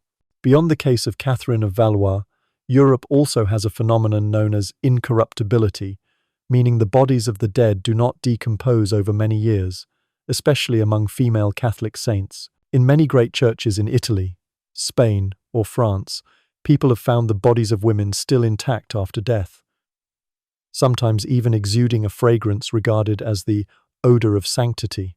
This phenomenon is seen as a sign of purity, holiness, and the miraculous. Many believe it is evidence of the strong faith or virtuous lives of these women. Such incorrupt mummies are often displayed in glass cases in churches, allowing the faithful and pilgrims to admire them and pray. The image of a woman who remains beautiful and unspoiled after death has become deeply etched in the minds of many generations. That is why, when reading Sleeping Beauty, many recognize that the enduring beauty of the princess, sleeping for 100 years, may have roots in these extraordinary real-life phenomena. Number 25. The discovery of hallucinogenic substances in Egyptian rituals. Throughout the history of ancient Egypt, religious rituals and spiritual beliefs were always intertwined with mysterious elements that often stretch far beyond what the modern mind can imagine. Recently, a discovery at the Saqqara necropolis has shed new light on the spiritual life and unique ceremonial practices of the ancient Egyptians. A research team led by Dr. David Tanasi from the University of South Florida found a ceramic cup shaped like the head of the god Bes. This cup dates back around 2,000 years and was expertly crafted, bearing the humorous yet powerful features of the god Bes. But what truly surprised archaeologists was not the shape of the cup, but what was found inside. When scientists conducted chemical analysis on the residue left at the bottom, they discovered a special mixture that included alcohol, sesame seeds, pine nuts, grapes, licorice, and honey. In addition, the contents also included hallucinogenic substances and even traces of human bodily fluids. These findings astonished the experts, as this mixture was clearly not an ordinary drink, but appeared to be prepared specifically for a significant ritual. Researchers have suggested that this cup was once used in childbirth ceremonies, intended to help mothers ease their pain or perhaps induce a mild state of euphoria. This discovery not only sheds more light on the spiritual practices of the ancient Egyptians, but also demonstrates that they were already using various herbs and mind-altering substances in ritual activities thousands of years ago. Behind every archaeological find, we gain a new perspective on the creativity, imagination, and even the boundaries pushed by ancient people, mysteries that continue to amaze the modern world to this day. Number 26. The pyrosome sea monster, the glowing sea cucumber. If you think strange creatures exist only in science fiction, just take a look at this one. In 2015, scientists captured footage of a genuine sea monster, a creature as long as a snake, and glowing in the depths of the Pacific Ocean. But the truth is even stranger. It wasn't a single animal, but a giant pyrosome, also known as a glowing sea cucumber. A pyrosome is a massive living colony made up of hundreds of thousands or even millions of tiny creatures called zooids. Each zooid is only about the size of a grain of rice, but when they band together, they form a long, tubular structure that can stretch over 60 feet, with some specimens growing even larger. From a distance, a pyrosome floats and drifts, waving gently like a luminous tube, sometimes even evoking images of legendary sea dragons. What makes the pyrosome so mysterious is its ability to emit a soft, bluish light through bioluminescence. At night or in the deep, dark water, these colonies become living lanterns in the ocean, casting a gentle glow that captivates anyone lucky enough to witness them. Despite their impressive size and bizarre appearance, pyrosomes are actually quite harmless. They draw seawater through their bodies to filter out tiny organic particles for food. Because their bodies are almost completely transparent, pyrosomes are hard to spot unless you're looking closely. For divers, touching a pyrosome might cause a mild tingling or a few small red marks on the skin, but they are in no way dangerous. Just one encounter with a giant pyrosome is enough to understand why the ocean is still called a treasure trove of the unexplained. It's a place where even the strangest of creatures can appear, leaving us awestruck by the wonders that lie beneath the waves. Number 27. King Martin I of Aragon.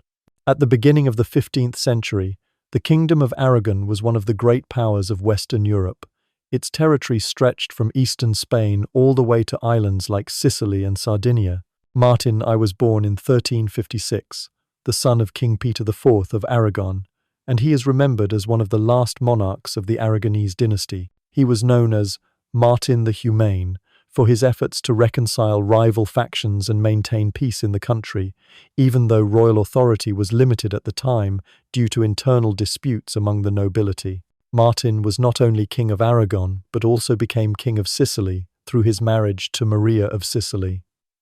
After Maria's death, he remarried Margarida of Prades, but the union produced no sons to inherit the throne. This lack of a male heir became a serious concern, especially as Martin's health steadily declined in his later years. He suffered from chronic indigestion, possibly caused by lavish feasts or the ongoing pressures of ruling a restless kingdom. Many accounts describe Martin as frequently plagued by stomach pains, a seemingly minor ailment that haunted him for years. On May 31, 1410, Martin held another of his customary grand banquets. The main dish was roast goose, a specialty that many believed made his stomach troubles even worse.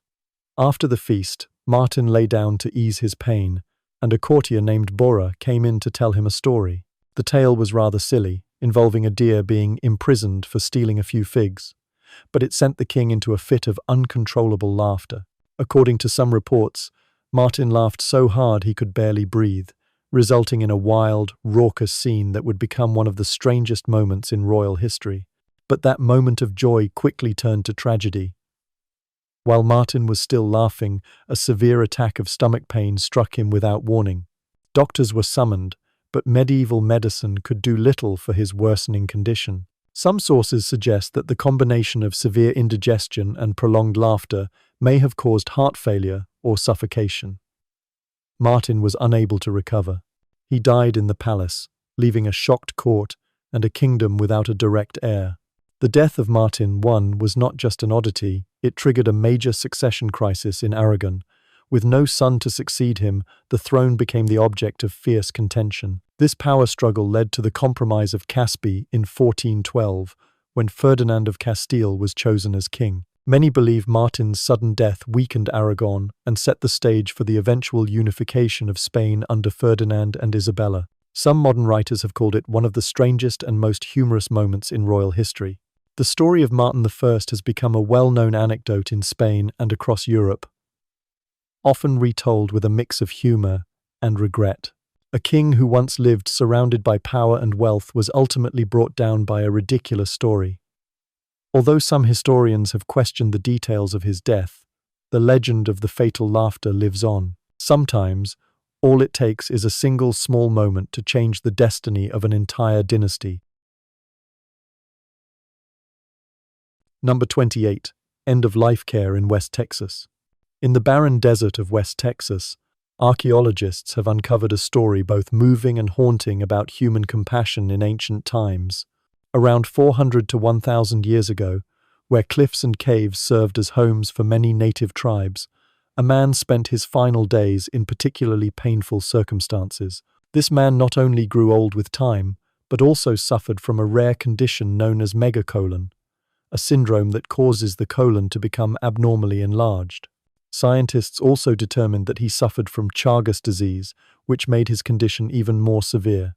In the last months of his life, he appeared to lose the ability to walk or care for himself, relying entirely on those around him for every basic need. What especially drew the attention of archaeologists and anthropologists was not just the illness itself, but the evidence of care he received. By analyzing his remains and the contents of his digestive system, researchers discovered that during the final stage of his life, he was fed grasshoppers with all their legs meticulously removed. His loved ones had carefully pulled off the sharp little legs from hundreds of insects, then offered only the soft bodies for him to eat. Grasshoppers are rich in protein and water, and are much easier to digest than other meats, an important detail, considering how weak his digestive system had become.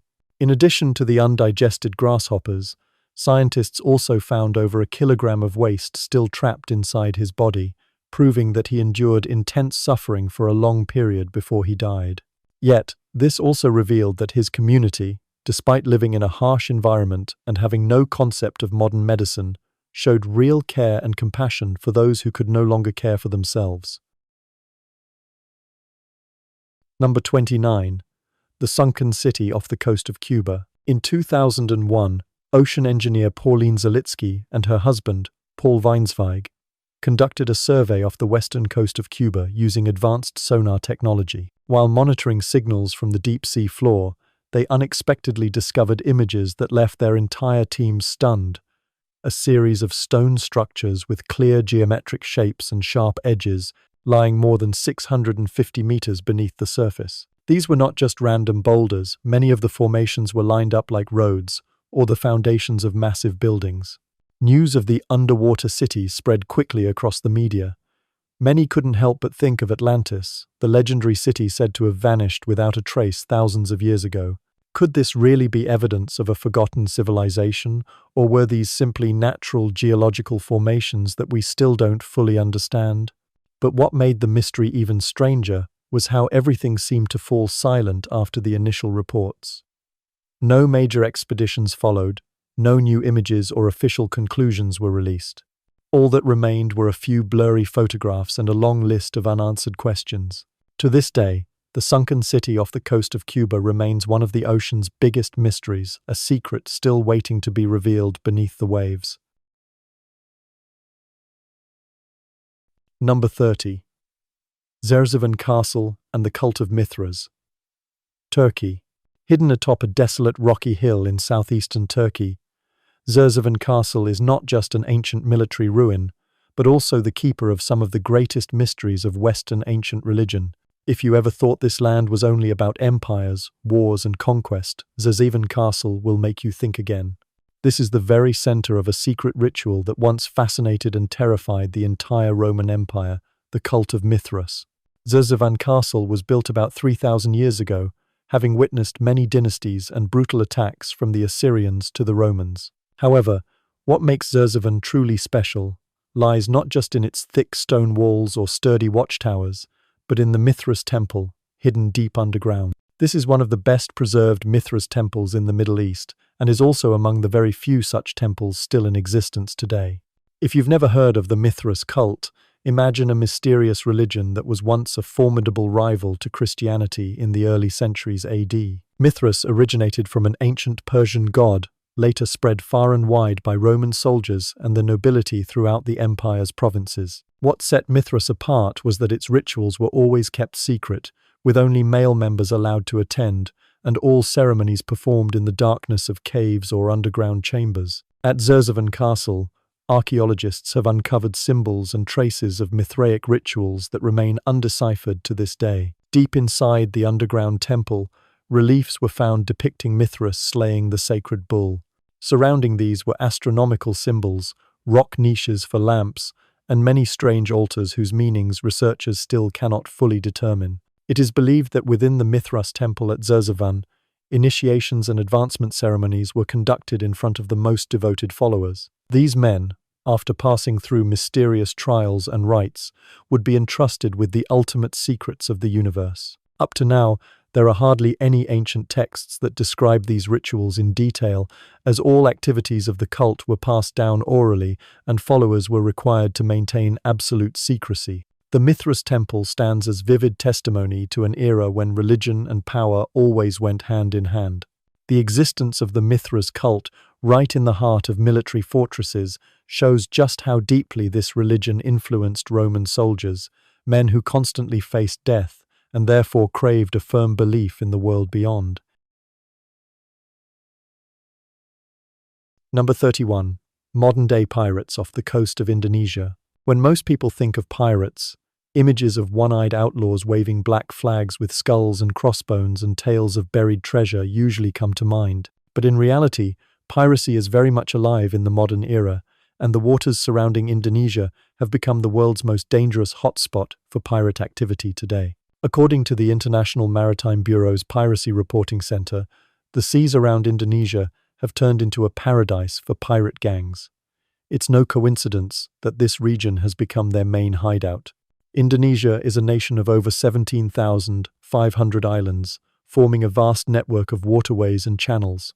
Each island is an ideal refuge for pirates to hide, allowing them to easily ambush cargo ships and even luxury yachts passing through.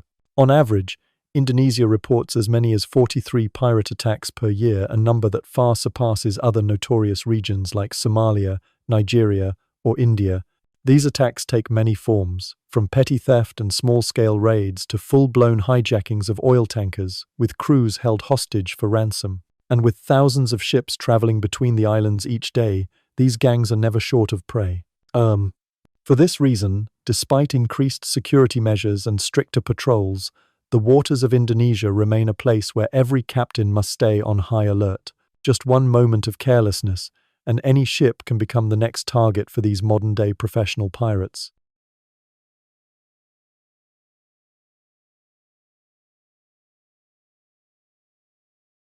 Number 32. The monster whirlpool of Scotland. The Maelstrom. Gulf of Corryvreckan, Scotland. Amid the thick mists of Scotland's western seas lies a place so treacherous that even the most seasoned sailors approach it with caution, the Gulf of Corryvreckan. This spot is world famous for having one of the most powerful and fearsome whirlpools ever known to man. The Maelstrom here is not only an oceanic challenge, but also the inspiration for countless mysterious legends spanning centuries. The Gulf of Corryvreckan sits between the islands of Jura and Skaba, where fierce tidal streams collide directly above a massive underwater rock.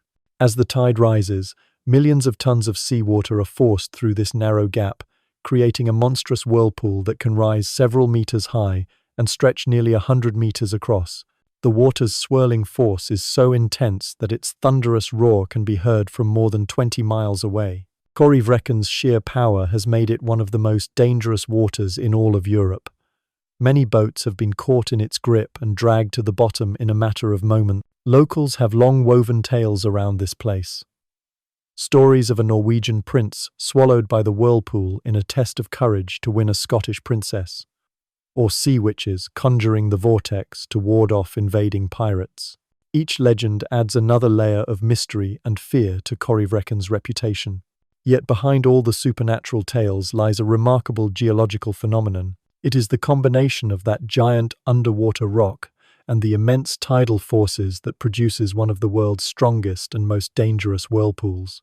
Even with a clear scientific explanation, Corryvreckan still holds on to its aura of enchantment, and who knows, perhaps somewhere in the heart of that swirling water there are secrets we've yet to imagine.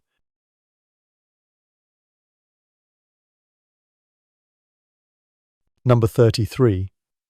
King Charles VI, glass delusion and a strange syndrome in Europe. At the end of the 14th century, France was engulfed in the turmoil of war and power struggles. This was also the era when King Charles VI ascended the throne and ruled the country from 1380 to 1422. For the people and the royal court of France, Charles VI was not just a king, he became a symbol of instability and the mysteries of mental health in European history. From a young age, Charles VI exhibited unusual signs in both behavior and emotion. For many years, he regularly suffered from episodes of mental disorder, sometimes losing his memory so severely that he could not recall his own name, or even remember that he was king. There were times when Charles VI ran wildly through the long corridors of the Parisian palace. Servants and officials in the court had to quickly erect large barriers to prevent him from endangering himself or those around him. His condition sometimes took on extraordinarily strange forms. There was a period that lasted up to 5 months when he refused to bathe or change his clothes. Such bizarre behaviors left both the royal family and palace doctors baffled and helpless. However, the strangest and most haunting aspect of Charles VI's condition was his conviction that he was made entirely of glass. This obsession was not a metaphor or a joke. Charles VI truly believed that every part of his body was as fragile as crystal and could shatter at the slightest touch. This fear dominated his every action.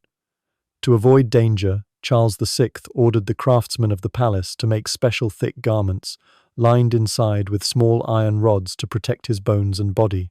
He lived in seclusion, always keeping his distance from anyone who approached, and often refused to let anyone get too close. Guards and servants had to exercise extreme caution when serving him, for even a sudden movement or an unexpected gesture could send the king into a panic, convinced he would shatter like glass.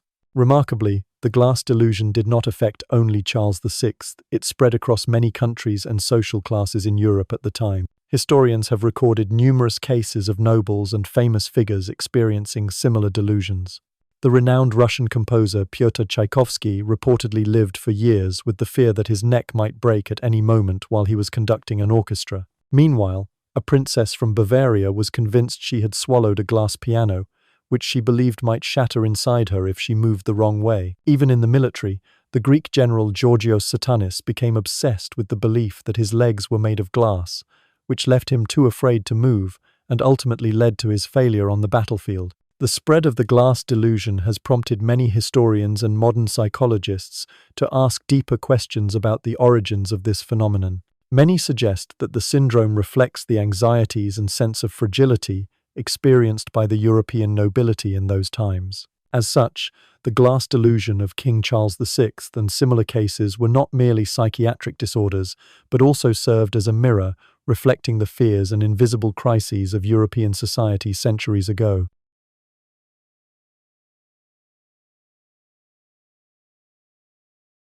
Number 34. The King's Evil. and the royal touch ceremony. Throughout the Middle Ages, many people in Europe faced a mysterious illness known as the king's evil. Today, modern doctors call this disease scrofula, or cervical tuberculous lymphadenitis. The illness usually appeared as dark swellings on the neck, which at first caused no pain, but could later turn into ulcers, bring on high fever, and cause severe weight loss. For people in earlier times, the appearance of these strange lumps was a terrifying sign, as they did not know why the disease afflicted them and had no effective treatment. During that era, ideas about health and disease were heavily influenced by the ancient theory of the four humours. According to this belief, the human body was balanced between four fluids: blood, phlegm, yellow bile, and black bile. When any of the four humours became excessive or polluted, illness would occur. People believed that the king's evil was the result of bad blood or an accumulation of harmful fluids in the body, which caused the swellings to appear in the neck and sometimes spread throughout the body. What made this particularly remarkable was that, among the people of England and France, the belief in the divine power of the royal family was deeply ingrained for centuries. Generations believed that simply being touched by a king or queen could cure the disease, thanks to the sacred power held by royalty. This belief was so strong that it gave rise to an elaborate ceremony called the royal touch, where kings or queens would place their hands directly on patients and recite a prayer. After the ritual, the patient would be given a small gold coin called an angel. They wore this coin around their neck as a protective amulet, hoping not only to recover but also to be safeguarded for life. Interestingly, king's evil sometimes resolved on its own without treatment. This only deepened people's faith in the healing power of the royal touch. Whenever someone recovered after the ceremony, stories of miracles spread far and wide, further enhancing the prestige of the royal family. History records that many kings conducted countless healing ceremonies like this. For example, records show that King Henry IV of France is said to have touched and healed more than 1,500 patients in a short period of time. However, with the development of science and Enlightenment thinking, belief in royal miracles gradually faded. As medicine advanced, people came to understand the true causes of illness. The royal touch ceremony no longer held its former place. Historical records show that the last time this ritual was performed in England was by Queen Anne in the early 18th century, marking the end of a tradition that had lasted for more than 1,000 years. Today, doctors recognize that king's evil is actually scrofula, a form of tuberculous infection of the lymph nodes in the neck. It can be completely cured with antibiotics if treated early and properly. Yet scrofula has not disappeared entirely. In the 1982, during the HIV epidemic, doctors once again saw many cases of scrofula reappear in people with weakened immune systems. Number 35. The Mystery of Snow White. Mirror, mirror on the wall, who is the fairest of them all?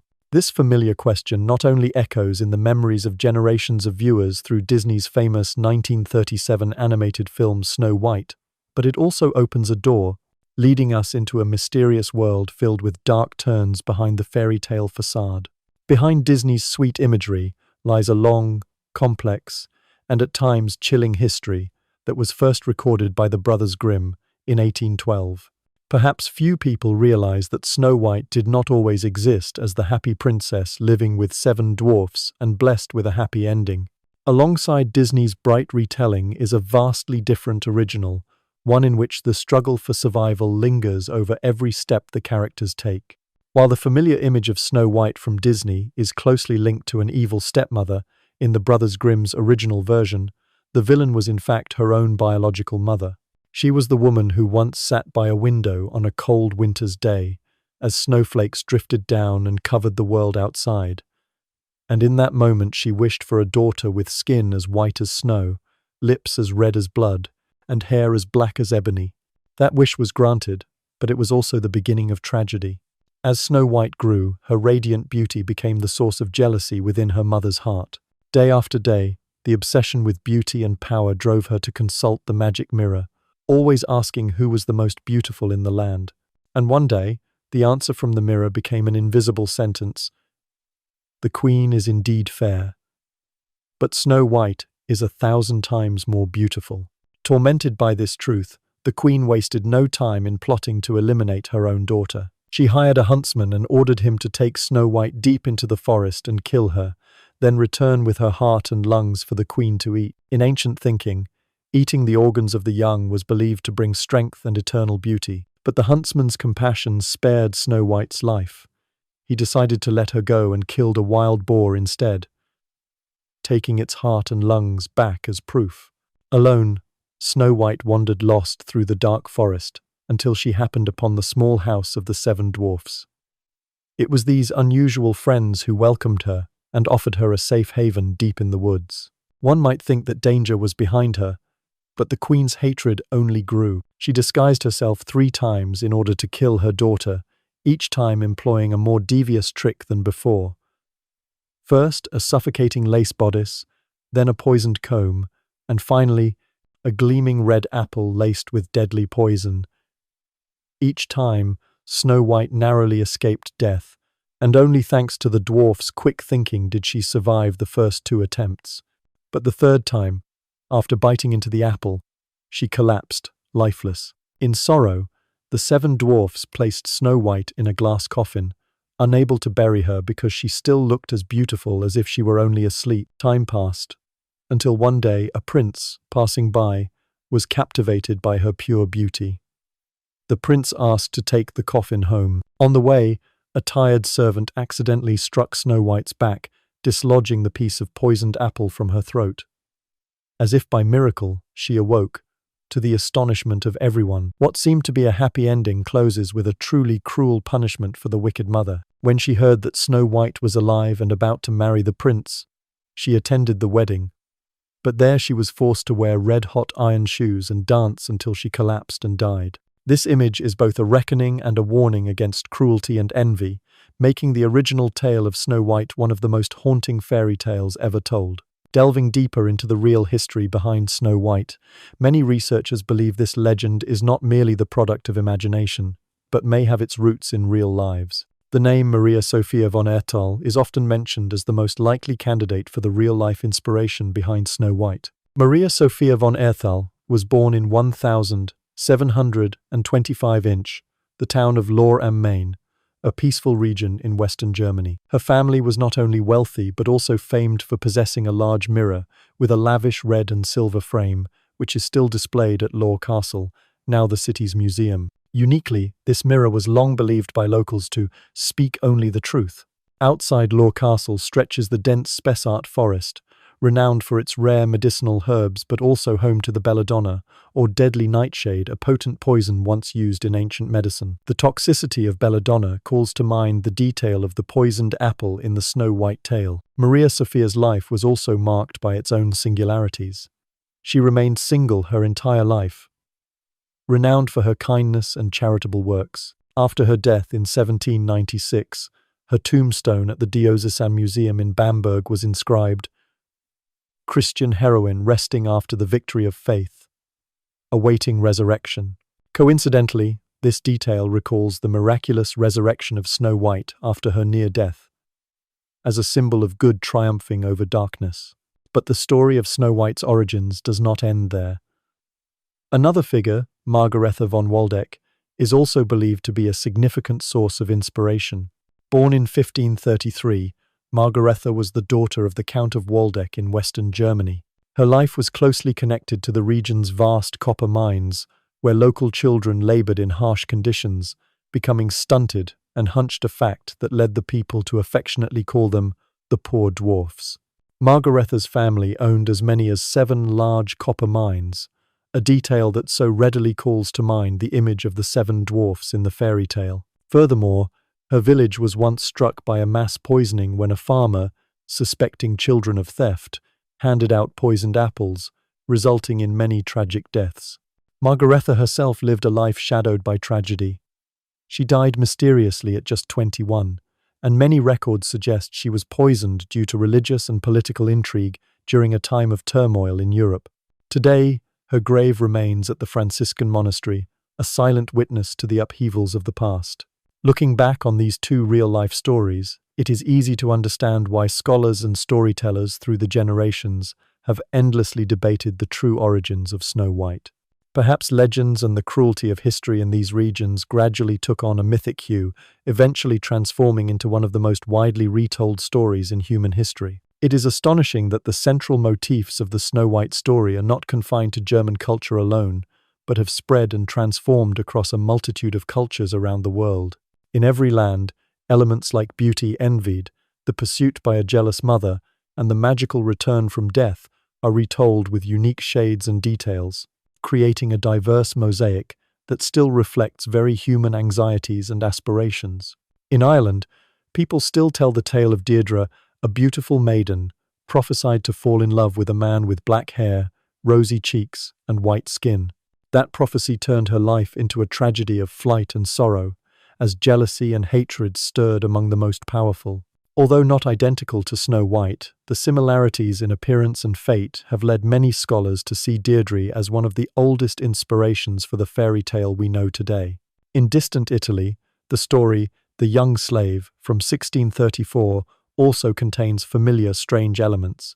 The main character, Lisa, is poisoned by her stepmother with a comb, then locked in 7 crystal coffins. Years go by, but the girl does not die, she simply slumbers, until a miracle brings her back to life. In Greek mythology, we find the tale of Chione, a name that means snow. Chione was famed for her extraordinary beauty, so much so that the gods Hermes and Apollo both fell in love with her.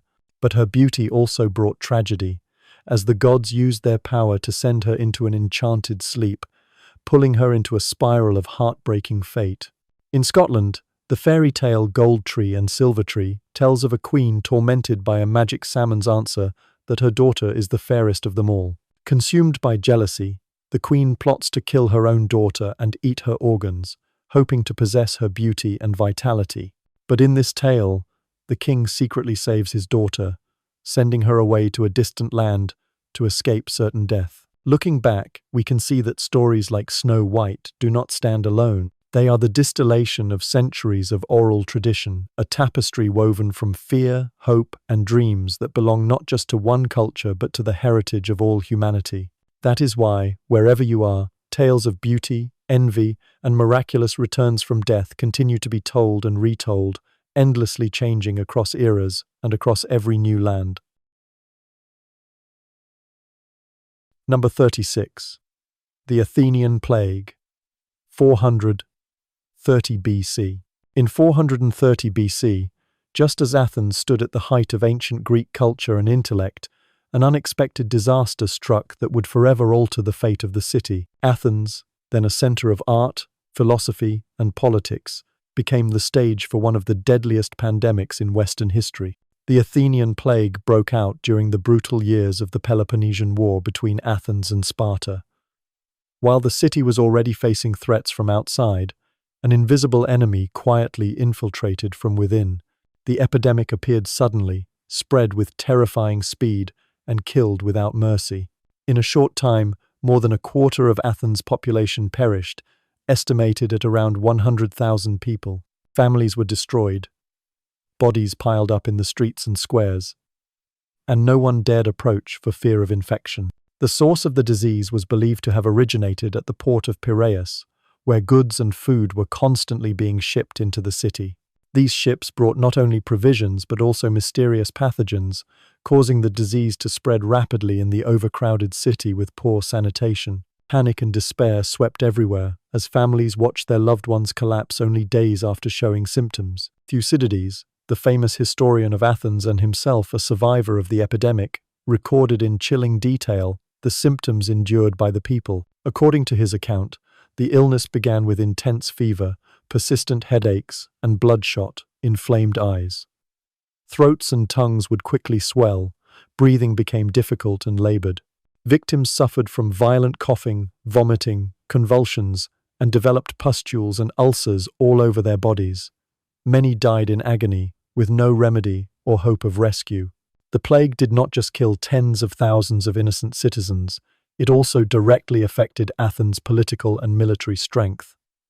Pericles, the city's brilliant leader, was among those who died of the disease. His loss left Athens without guidance in a time of crisis, and many believe that the poor management of the epidemic contributed to Athens' defeat in the Peloponnesian War. After Pericles' death, public morale plunged, strategic decisions became chaotic, and Athens' power steadily declined beyond recovery. Although the Athenian plague spread across the coastal regions of the Mediterranean, nowhere suffered its effects as severely as Athens itself. For centuries afterward, scholars and doctors continued to debate the true cause of this catastrophe. Some theories suggest typhoid fever, based on evidence from archaeological sites.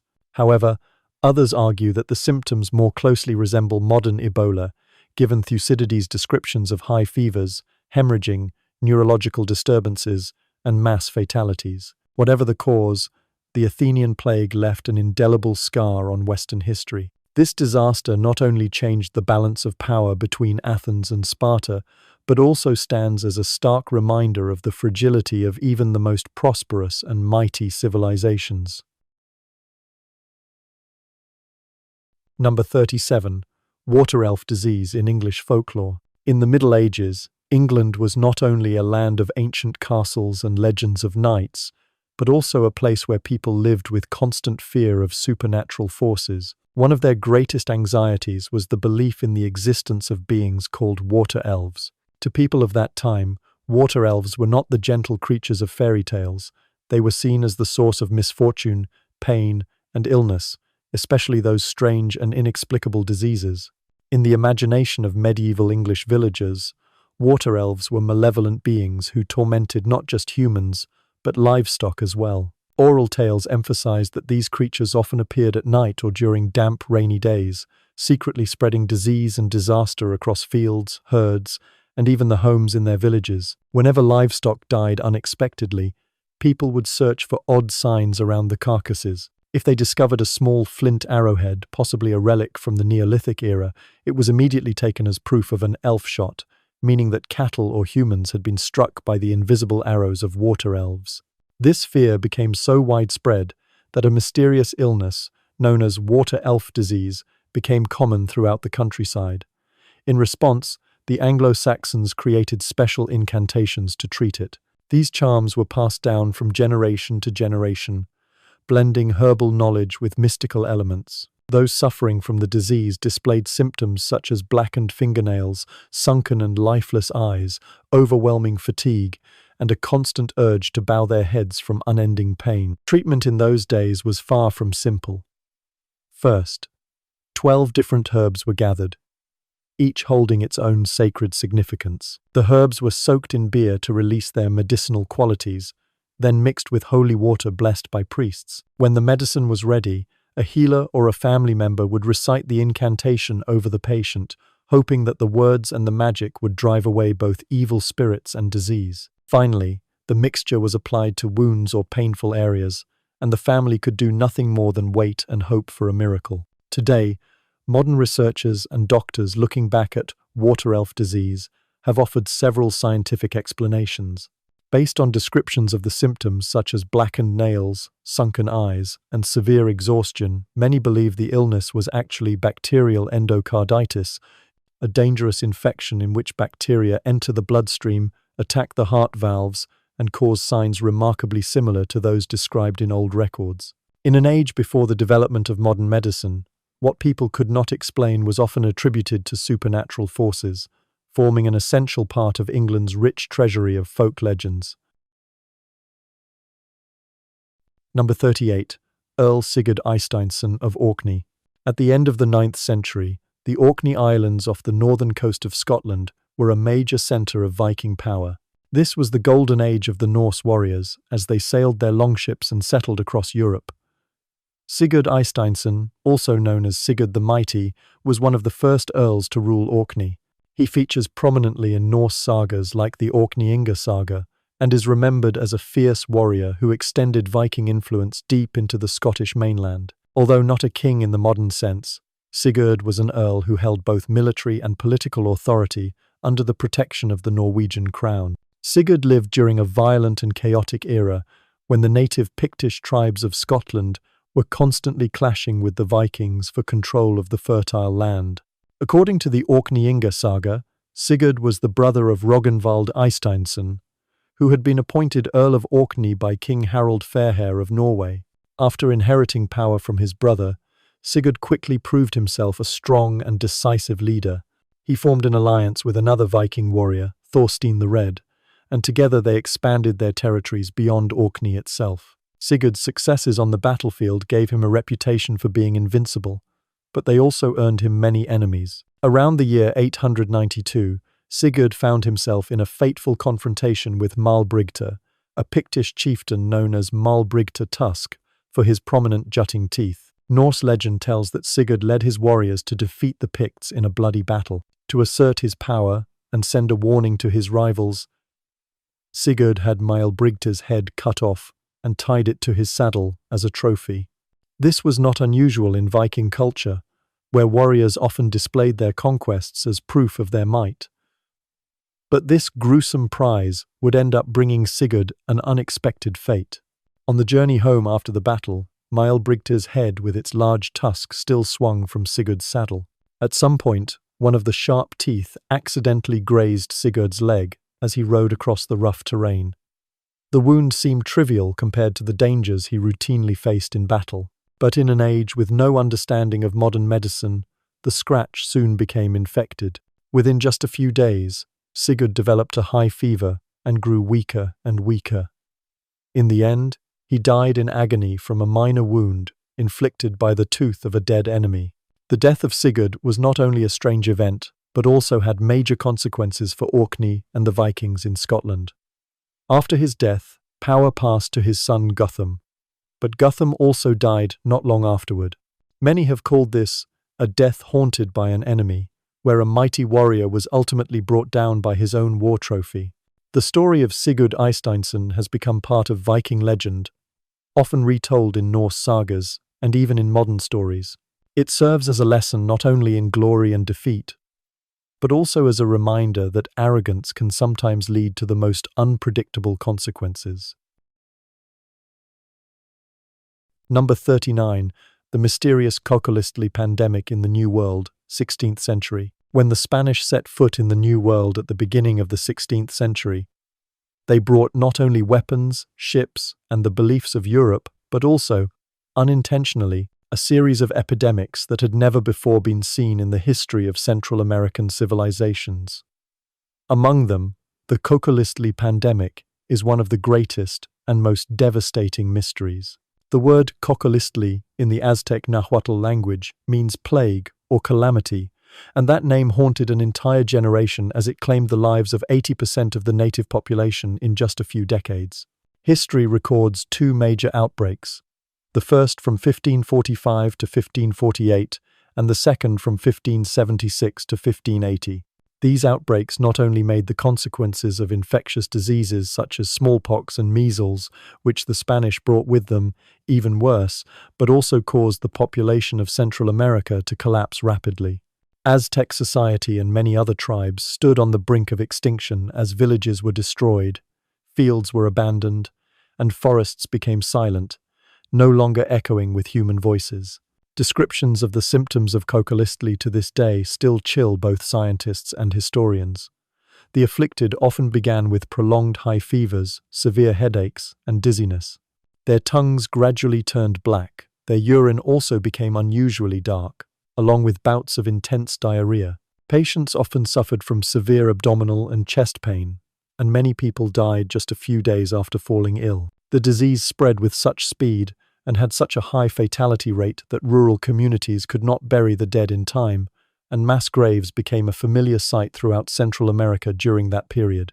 For centuries, the true cause of the Cocolistli pandemic has remained a major mystery. Only in recent years, thanks to advances in ancient DNA analysis technology, have scientists been able to partially approach the truth. By analyzing DNA from the teeth of victims buried in mass graves, researchers discovered traces of the bacterium Salmonella enterica, especially the Paratyphi C strain, a bacterium that can cause typhoid fever. This discovery sheds light on the possibility that Cocolistli may have been a rare form of typhoid fever that caused large-scale outbreaks in Central America. However, many scientists still believe that this conclusion is not convincing enough. The symptoms of Cocolistli do not completely match those of typical Salmonella infection. The unusually fast spread and high mortality rate of Coccolistli still remain a big question mark. Most likely, this was the result of a combination of a dangerous bacterium, harsh environmental conditions, and a severe decline in immunity among indigenous communities due to hunger, war, and unusual climate changes. Some scholars believe that severe droughts in the 16th century caused a lack of clean water, crop failures, and malnutrition. Weakened immune systems created conditions for the epidemic to spread at a terrifying speed. Thus, Coccolistli was not just a disease, but a tragedy for an entire civilization, facing the brutal combination of natural disasters, conflict, and strange new pathogens. To this day, Coccolistli remains a mystery with no complete answer. That epidemic left a deep scar in the history of Central America and stands as proof of the fragility of humanity in the face of the destructive power of nature and disease, especially during times of great upheaval in human history. Number 40. The Yap and Palau Trenches. When people talk about the deepest places in the ocean, most immediately think of the legendary Mariana Trench. But beyond that, there are two other abysses quietly hidden beneath the Western Pacific, the Yap Trench and the Palau Trench. It wasn't until the summer of 2022 that the world truly began to pay attention, when two ocean explorers, Victor Vescovo and Cesario Sonrola, made the very first dives to reach the bottom of both these deep trenches. The Yap Trench descends to 8,930 meters, while the Palau Trench is not far behind with a depth of 8,028 meters. For comparison, both belong to the list of the deepest places on Earth, just after the Mariana Trench. Yet what makes Yap and Palau truly remarkable is not only their breathtaking depth, but also the vastness and mystery they hold. Unlike the Mariana Trench, these two stretch even wider, forming valleys on the ocean floor, places where countless strange and unknown creatures may be hiding. During that historic expedition, scientists recorded the presence of many deep-sea creatures never seen anywhere else before, from glowing fish and invertebrates with bizarre shapes to forms of life that science hasn't even named yet. Remarkably, life here seems to be even more diverse than what has been found at the bottom of the Mariana Trench. However, the Yap and Palau Trenches remain among the great mysteries of the ocean. Most of these areas have never been explored, and there are still no close-up images of much of these deep places. Beneath those cold waters lies a strange world that each new expedition has only begun to reveal. Somewhere in the depths of these trenches, the oldest living creatures, or even traces of Earth's ancient history, may still be silently surviving. Number 41. The Great Flood Hypothesis and Traces of Ancient Floods.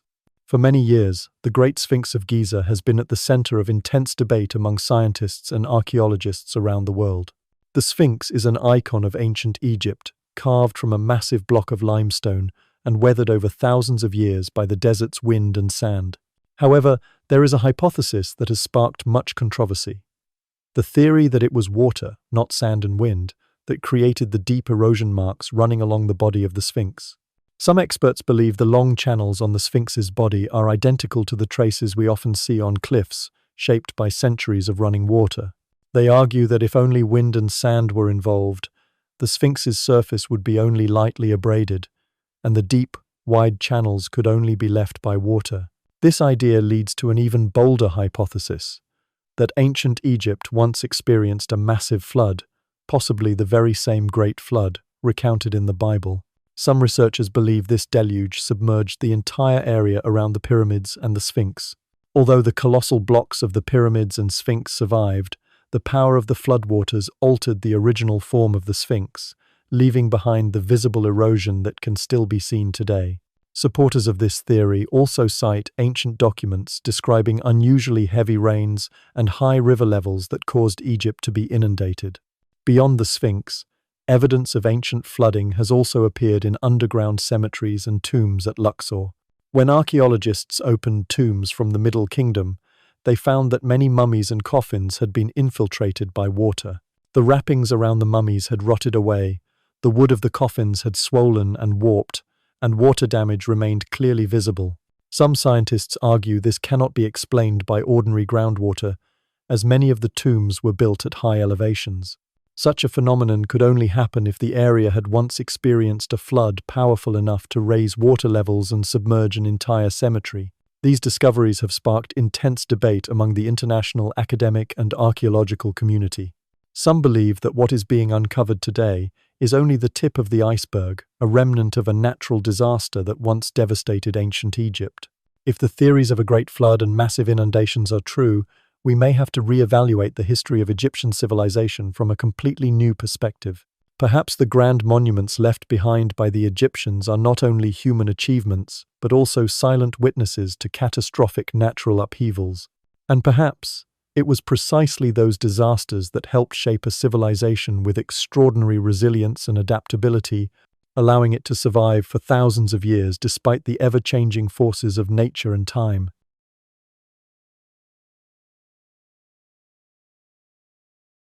Number 42. The animal mummy market of ancient Egypt and the intact mummified falcon.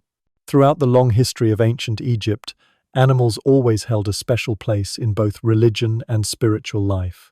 Egyptians worshipped many animals as embodiments of the gods, and among them, the falcon was considered the symbol of the mighty Horus, the god of the sky and protector of the Egyptian throne.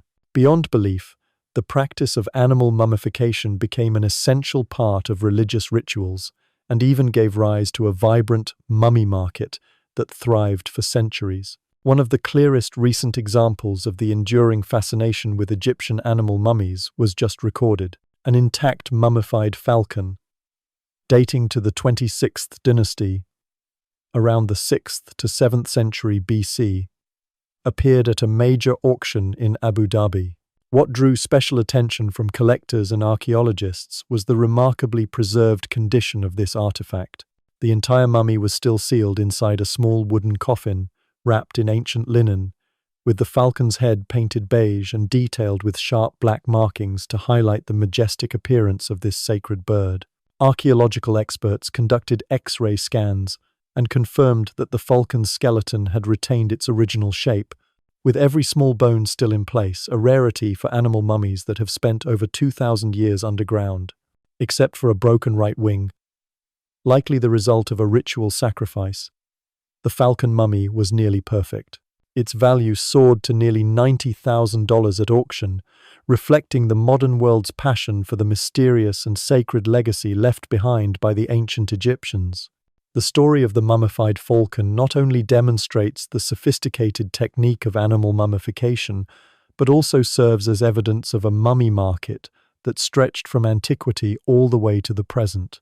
Each artifact like this is not just a valuable antique, it is a doorway to the past, giving us a deeper look into the beliefs, traditions, and spirituality of a civilization that once ruled the banks of the Nile.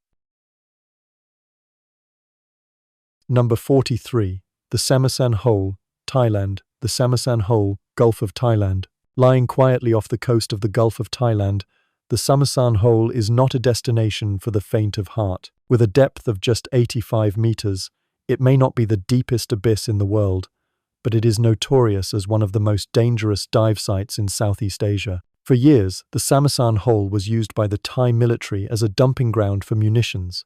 That means, beneath these calm waters, thousands of shells and unexploded bombs still rest on the seafloor. For divers, every descent into Samasan is a gamble with fate. Just a small, accidental touch could lead to consequences beyond imagining.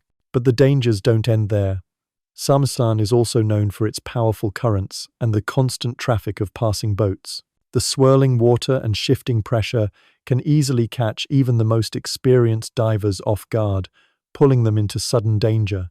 On some days, the visibility below is nothing but an inky blackness, with not a single ray of light. Dive a little deeper, and you'll feel the harshness of the ocean's pressure, along with the strange sense that every sound and movement is distant, as if you've entered another world entirely. The Samasan Hole is a vivid reminder that even in the most familiar waters of the ocean, hidden dangers still lurk, threats that humanity has yet to fully control. Number 44. The Noah Hypothesis and Ancient Egyptian Technology. For centuries, the story of Noah and his ark has been an essential part of Western culture. inseparable from the image of a devoted old man building a vessel to save life from the great flood in the Bible. However, today, many researchers are starting to ask, was Noah merely a legendary figure, or could he actually be connected to a great civilization that once existed on the banks of the Nile, the ancient Egyptians? This hypothesis arises from the remarkable similarities between the story of Noah's Ark and the ancient Egyptians' ability to construct colossal monuments. Thousands of years ago, the Egyptians built giant pyramids, deep underground tombs, and magnificent temples, many of whose construction secrets still astonish the modern world. Quite a few people have asked, if the Egyptians could transport and assemble millions of stone blocks weighing dozens of tons each, then building a massive ship to survive a great flood would not have been beyond their reach.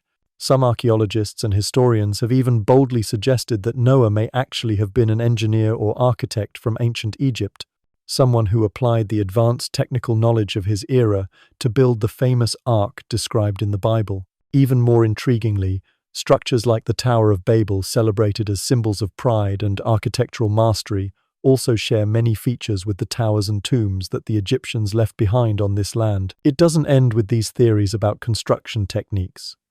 Many recent archaeological findings show that ancient Egypt once endured severe floods. Traces of flooding discovered in ancient tombs, mummies, and ruins around Luxor and Giza have led researchers to question whether the great flood described in the Bible might have actually occurred in this region. If these floods were large enough to submerge entire settlements and temples, then perhaps ancient stories really did record memories of a disaster that once took place in human history. The hypothesis connecting Noah, Egyptian engineering, and the Great Flood not only challenges our traditional understanding, but also opens a new approach, one that helps link the mysteries of the Bible with the archaeological heritage still present in Egypt today.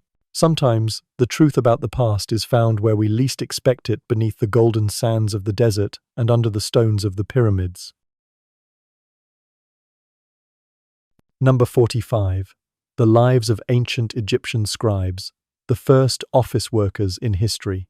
When people think of ancient Egyptian civilization, most imagine powerful pharaohs, majestic pyramids, or the mystical rituals surrounding the gods. However, behind the prosperity of the entire empire were the silent figures, the ancient scribes, who can be seen as history's very first office workers.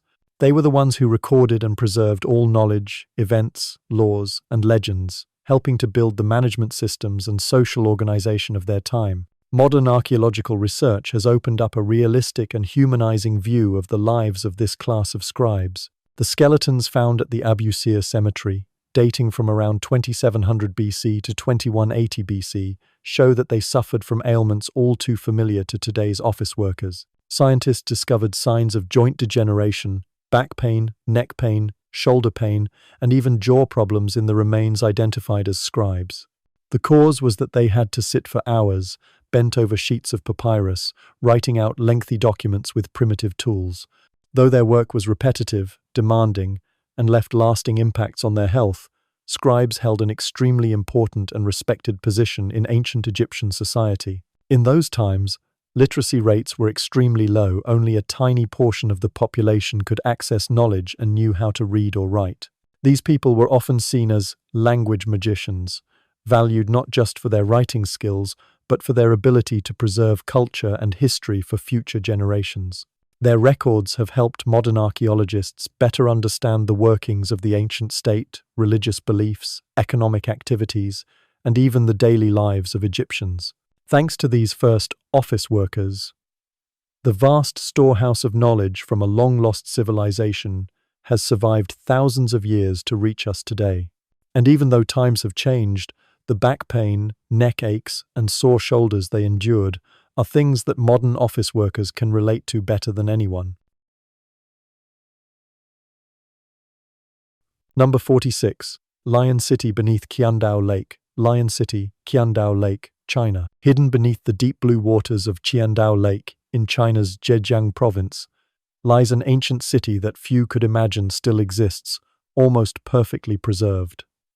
This is Lion City, also known as Xicheng. Once a bustling center of life, The city was founded in the year 621 during the Tang dynasty over 1,400 years ago. Lion City was once home to nearly 300,000 people, with rows of stone houses, magnificent archways, and old stone-paved streets. But everything changed in 1959, when the Chinese government decided to build a massive hydroelectric dam. To create the reservoir, the entire city was submerged beneath the deep waters of Qiandao Lake. What's remarkable is that after so many years underwater, most of the city's architecture remains astonishingly well preserved. Stone walls, rooftops, and city gates still stand proudly beneath the lake's clear surface. Exquisite carvings can still be seen, carrying the marks of a once thriving era. Strangely, for decades, almost no one remembered that this city even existed.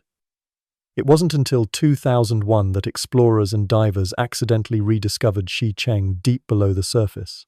The very first photos and stories of this sunken city amazed the world, drawing thousands of adventure seekers from around the globe to Qiandao Lake. Today, Lion City has become a special destination for those passionate about diving and eager to uncover hidden history. Beneath the crystal-clear waters, visitors feel as if they've entered another world where every trace of time remains intact, telling the story of a once flourishing city now preserved as a distant memory beneath the silent waves. Number 47. The Tomb of the High Official Kwai at Saqqara.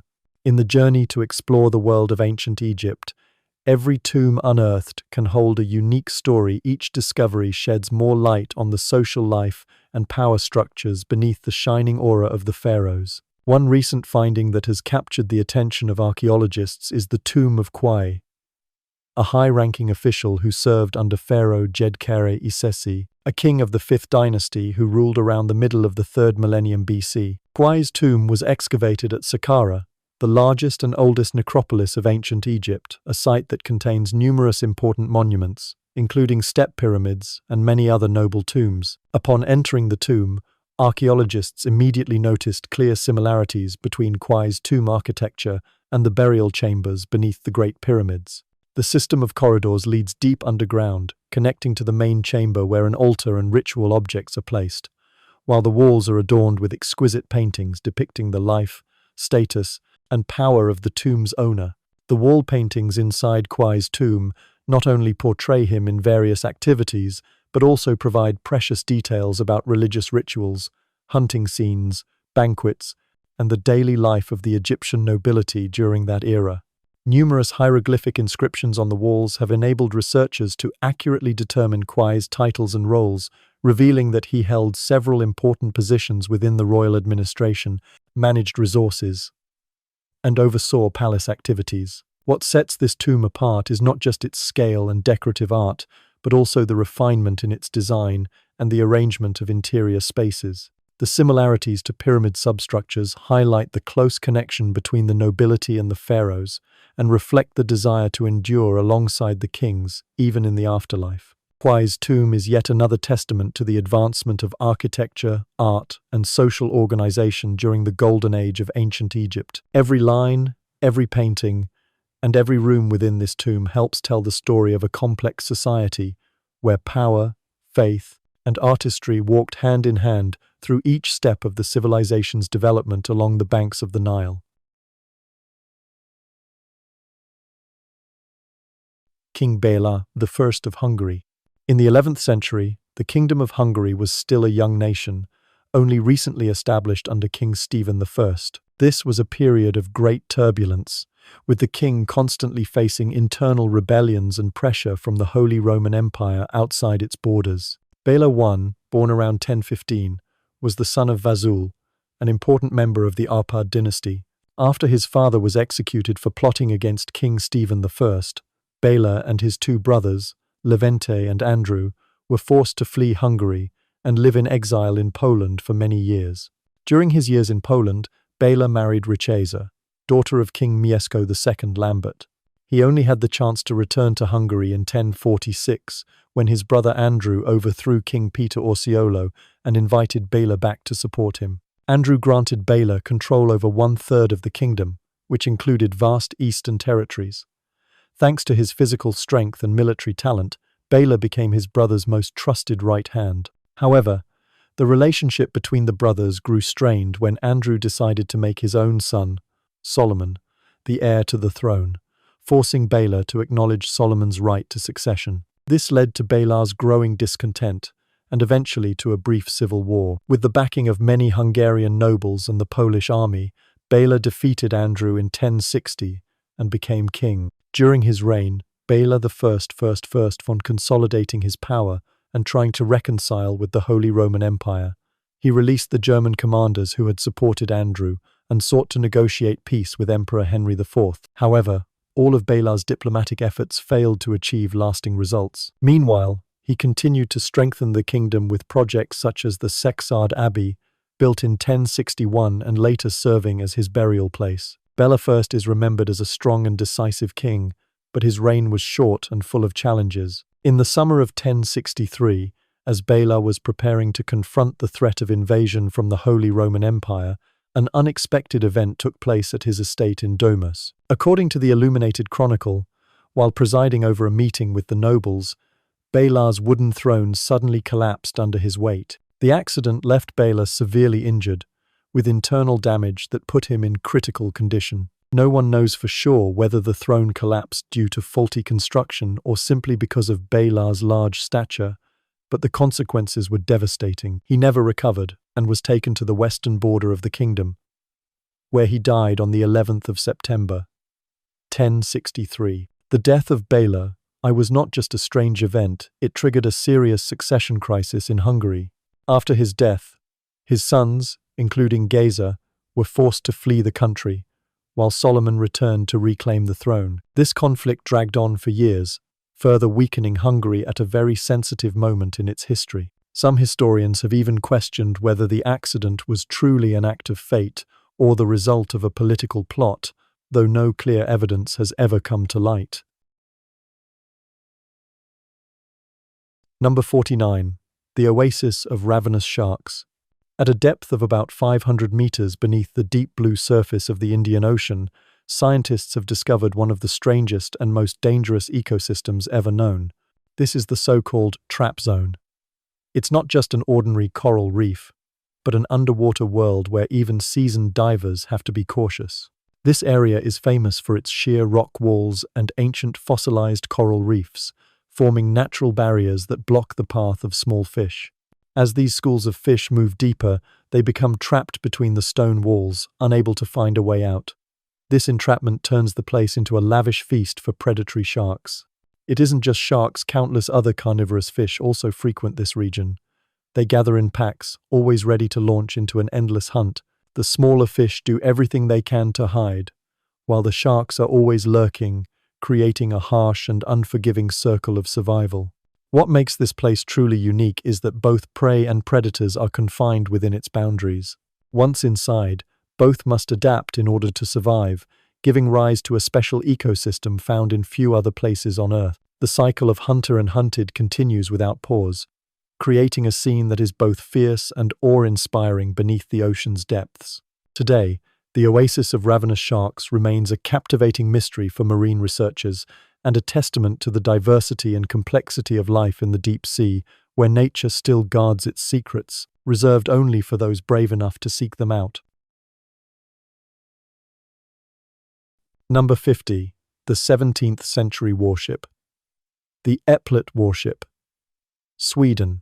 Beneath the cold waters off the coast of Stockholm, archaeologists have discovered the wreck of the warship Eplet. This was the sister ship to the Vasa, one of the most famous and tragic warships in Swedish history. While the Vasa sank on her maiden voyage in 1628, the Eplet had a longer and more eventful journey at sea. The Eplet took part in the 30 Years' War, a brutal conflict that raged from 1618 to 1648. This war not only devastated countries across Europe, but also claimed the lives of more than 8 million people, many of whom died not from weapons, but from famine and disease that swept through the land. After years of service, the Eplet gradually fell into disrepair and could no longer withstand the harsh conditions of the sea. In the end, in 1659, it was decided that the ship would be deliberately sunk off the coast of Stockholm. This was a common way in those days to deal with warships that had finished their mission. Over time, the seabed here was repeatedly dredged, leading everyone to believe that all traces of the past had been swept away. That's why the discovery of the Eplet's wreck, still intact beneath the seafloor, stunned the archaeological community. No one expected that, buried beneath thick layers of mud and stone, such an important historical relic could be preserved. Today, the site where the wreck was found is in a military zone and is strictly protected. Only professional divers from the Swedish Navy are allowed to access and survey the ship directly. So, even though it cannot be raised or put on display, the Eplet remains their silent witness to a bygone era. The existence of the Eplet at the bottom of the Baltic Sea is a reminder of the heroic and challenging chapters of 17th century European history. And at the same time, it leaves us wondering just how many more mysteries are still hidden by the ocean, waiting for us to discover in the future.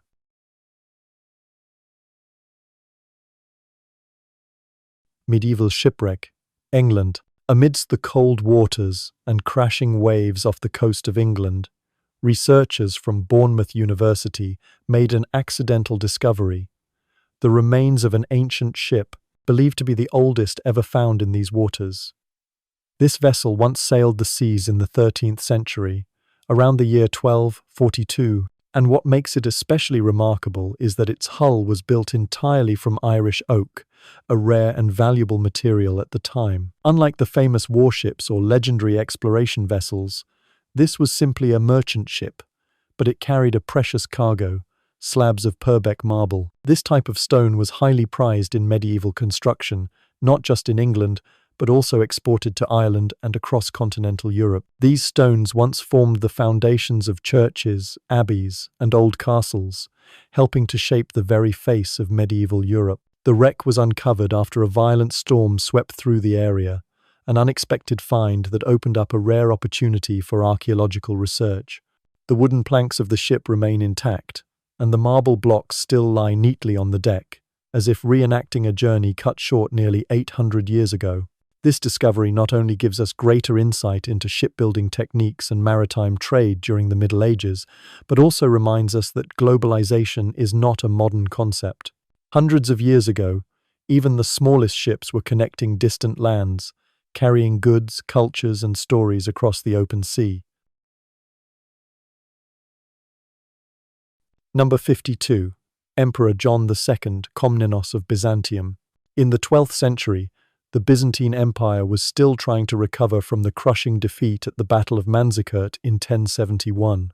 Against this backdrop, John II Komnenos emerged as the great hope of the Komnenos dynasty.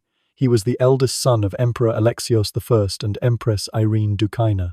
When he ascended the throne in 1118, John quickly proved himself to be one of the most outstanding emperors of his era. John devoted much of his reign to restoring the empire's strength and reputation. He built alliances with the Holy Roman Empire, subdued tribes such as the Pechenegs and Serbs in the Balkans, and personally led campaigns to recapture lost territories in Asia Minor. Historians note that John organized dozens of sieges, constructed strong fortresses along the borders, and earned a reputation as a brave general with exceptional strategic skills. But John was not only a warrior, he was also a skilled diplomat. He refused to renew the trade treaty with Venice, which led to conflict with that republic, but he still maintained key strategic relationships with the West to counter the threat from the Turks. His marriage to the Hungarian princess Piroska further strengthened ties between the two nations, though it also drew him into several conflicts in the Balkans during the 1120s. By 1143, John II had planned a major campaign to retake the strategic city of Antioch in the Levant, hoping to reinforce Byzantine influence in the face of Muslim powers and the Crusader states. However, on the 8th of April, 1143, as he and his retinue were hunting wild boar in the Taurus Mountains, an unexpected accident occurred. While pursuing his quarry, John accidentally pierced his own hand with a poisoned arrow.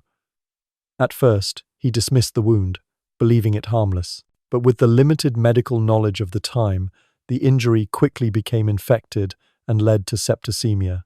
Within just a few days, the emperor, once so formidable on the battlefield, was left gravely ill and died in agony. The death of John II stunned many, as he had been nearly invincible as a warrior but was ultimately brought down by his own weapon.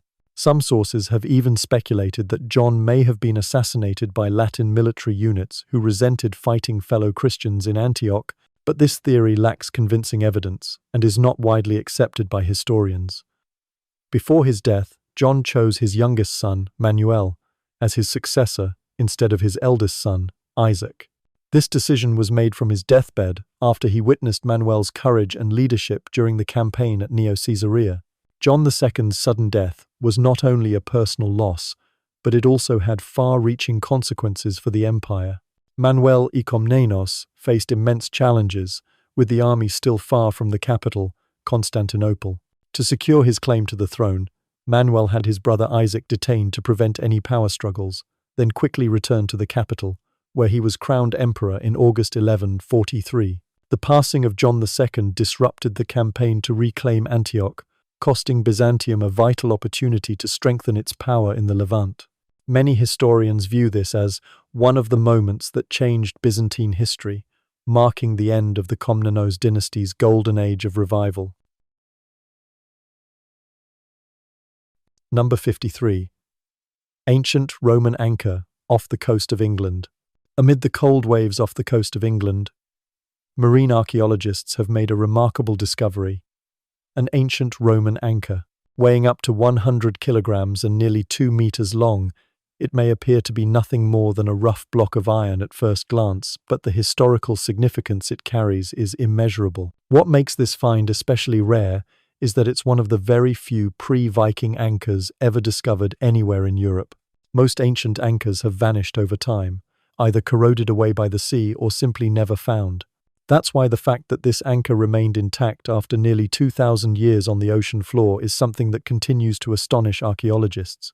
According to experts, this anchor may have once belonged to a ship of the Classis Britannica fleet, the first navy established by the Romans in Britain during the 1st century AD.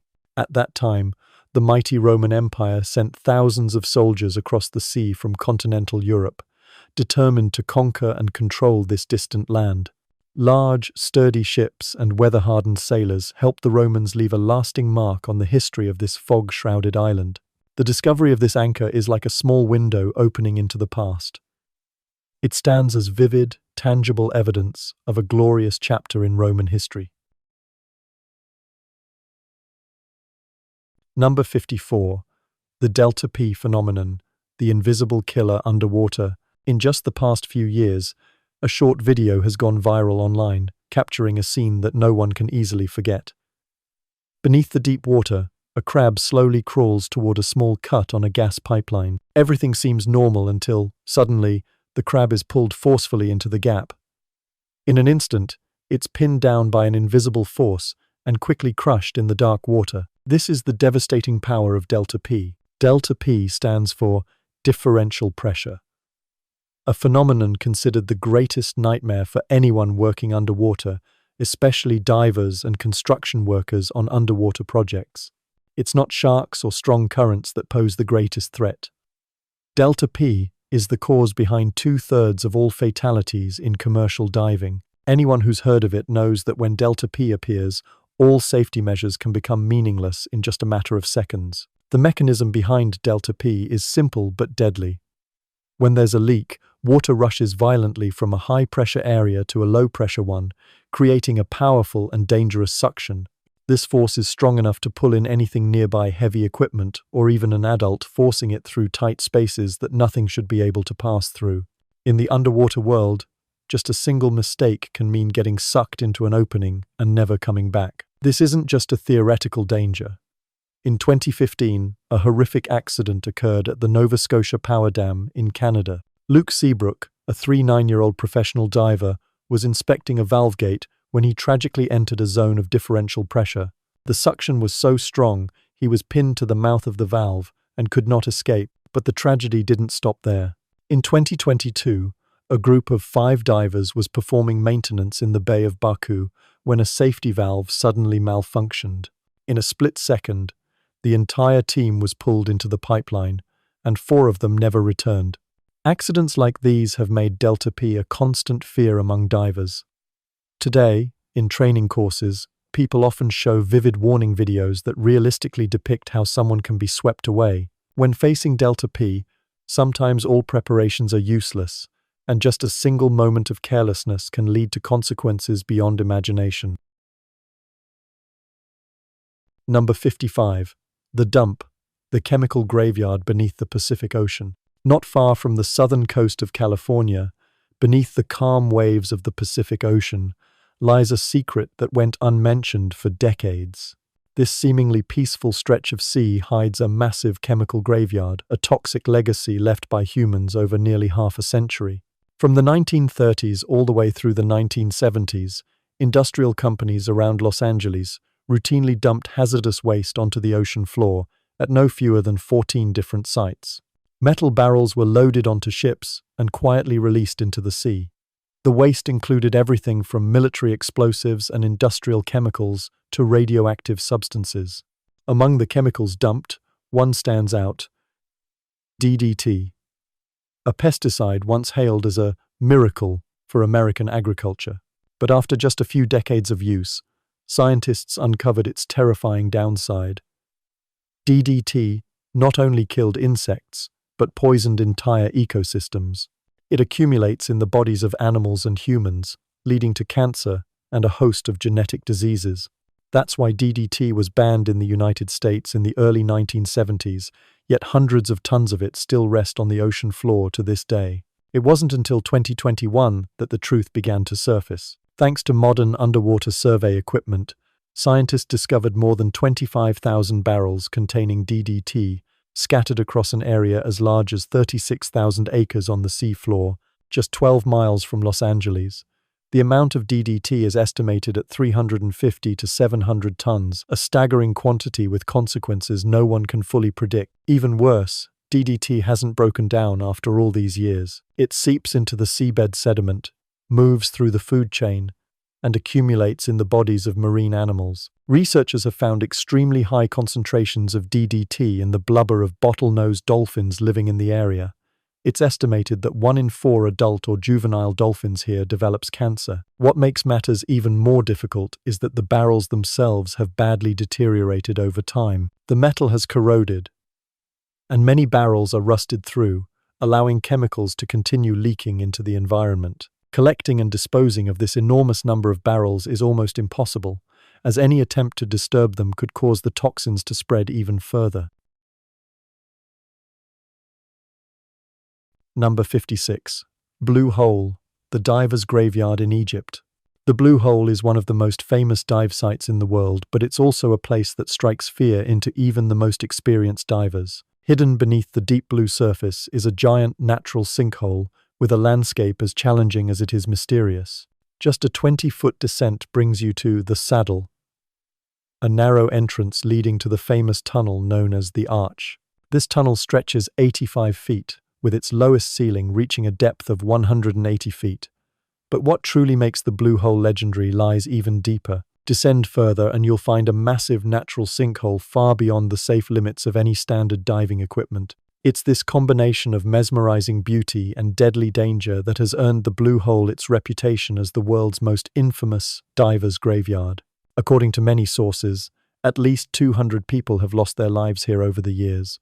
Along the shoreline, small memorial stones line the rocky beach, quietly listing the names of those who now rest forever in the depths below.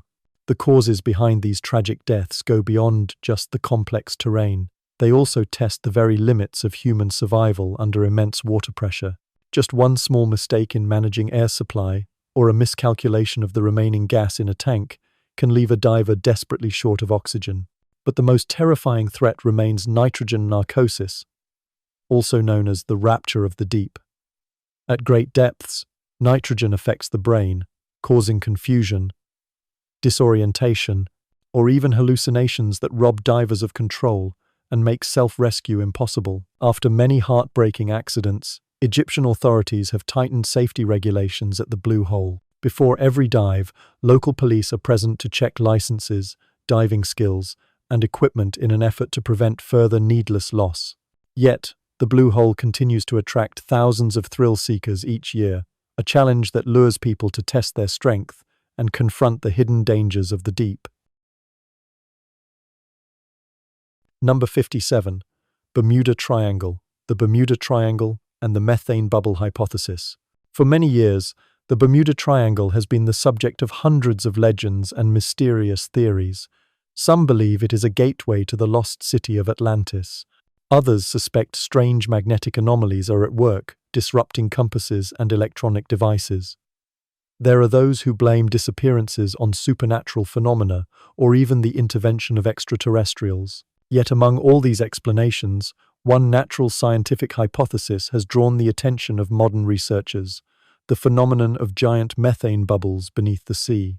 According to this theory, deep beneath the ocean floor, hundreds of meters under layers of sediment, organic matter gradually decays, forming enormous pockets of methane gas. When the pressure becomes great enough, these pockets rupture, releasing vast amounts of methane bubbles that rise rapidly to the surface. These bubbles drastically reduce the density of the water, causing ships floating above to suddenly lose buoyancy and sink to the bottom in an instant. Giant methane craters have indeed been discovered by scientists off the coast of Norway, some measuring hundreds of meters wide and tens of meters deep. However, so far, there is still no direct evidence of large-scale methane bubble eruptions occurring specifically in the Bermuda Triangle. Moreover, this theory cannot explain why so many airplanes disappear or why people on ships vanish without a trace.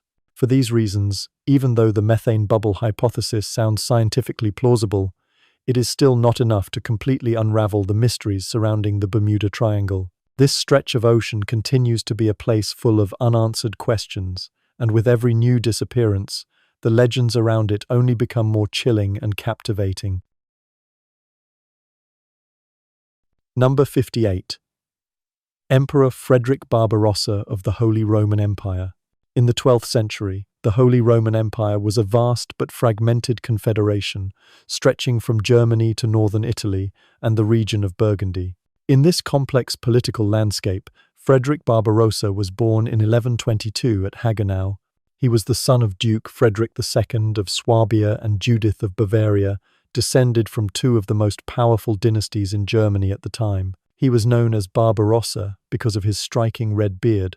Frederick was chosen as King of Germany in 1152, then crowned Holy Roman Emperor by Pope Adrian IV in 1155, and finally became King of Burgundy in 1178. Frederick Barbarossa is regarded by many as one of the greatest emperors of the Middle Ages. He was known for his organizational skills, brilliant military strategy, and an unyielding ambition to unify the empire under strong, centralized authority, despite fierce opposition from the papacy and the Italian city-states. Throughout his reign, Barbarossa faced countless conflicts. He led 5 military campaigns into Italy to assert his authority against the Lombard League and Pope Alexander III, and after many years of struggle, finally reached a reconciliation agreement in 1177. Within Germany, he strengthened his rule by exiling his cousin, Henry the Lion. By 1187, the world changed dramatically when the Muslim leader Saladin recaptured Jerusalem after the Battle of Hattin. In response, Pope Gregory VIII called for the Third Crusade, and despite being nearly 70 years old, Barbarossa answered the call with enthusiasm. He quickly assembled a massive army, the largest of all the Crusader forces at the time, determined to retake the Holy Land from Muslim control. According to many records, no Christian army of that scale had ever marched eastward to confront Saladin. In the spring of 1189, Barbarossa led his forces through Hungary, accompanied by Prince Géza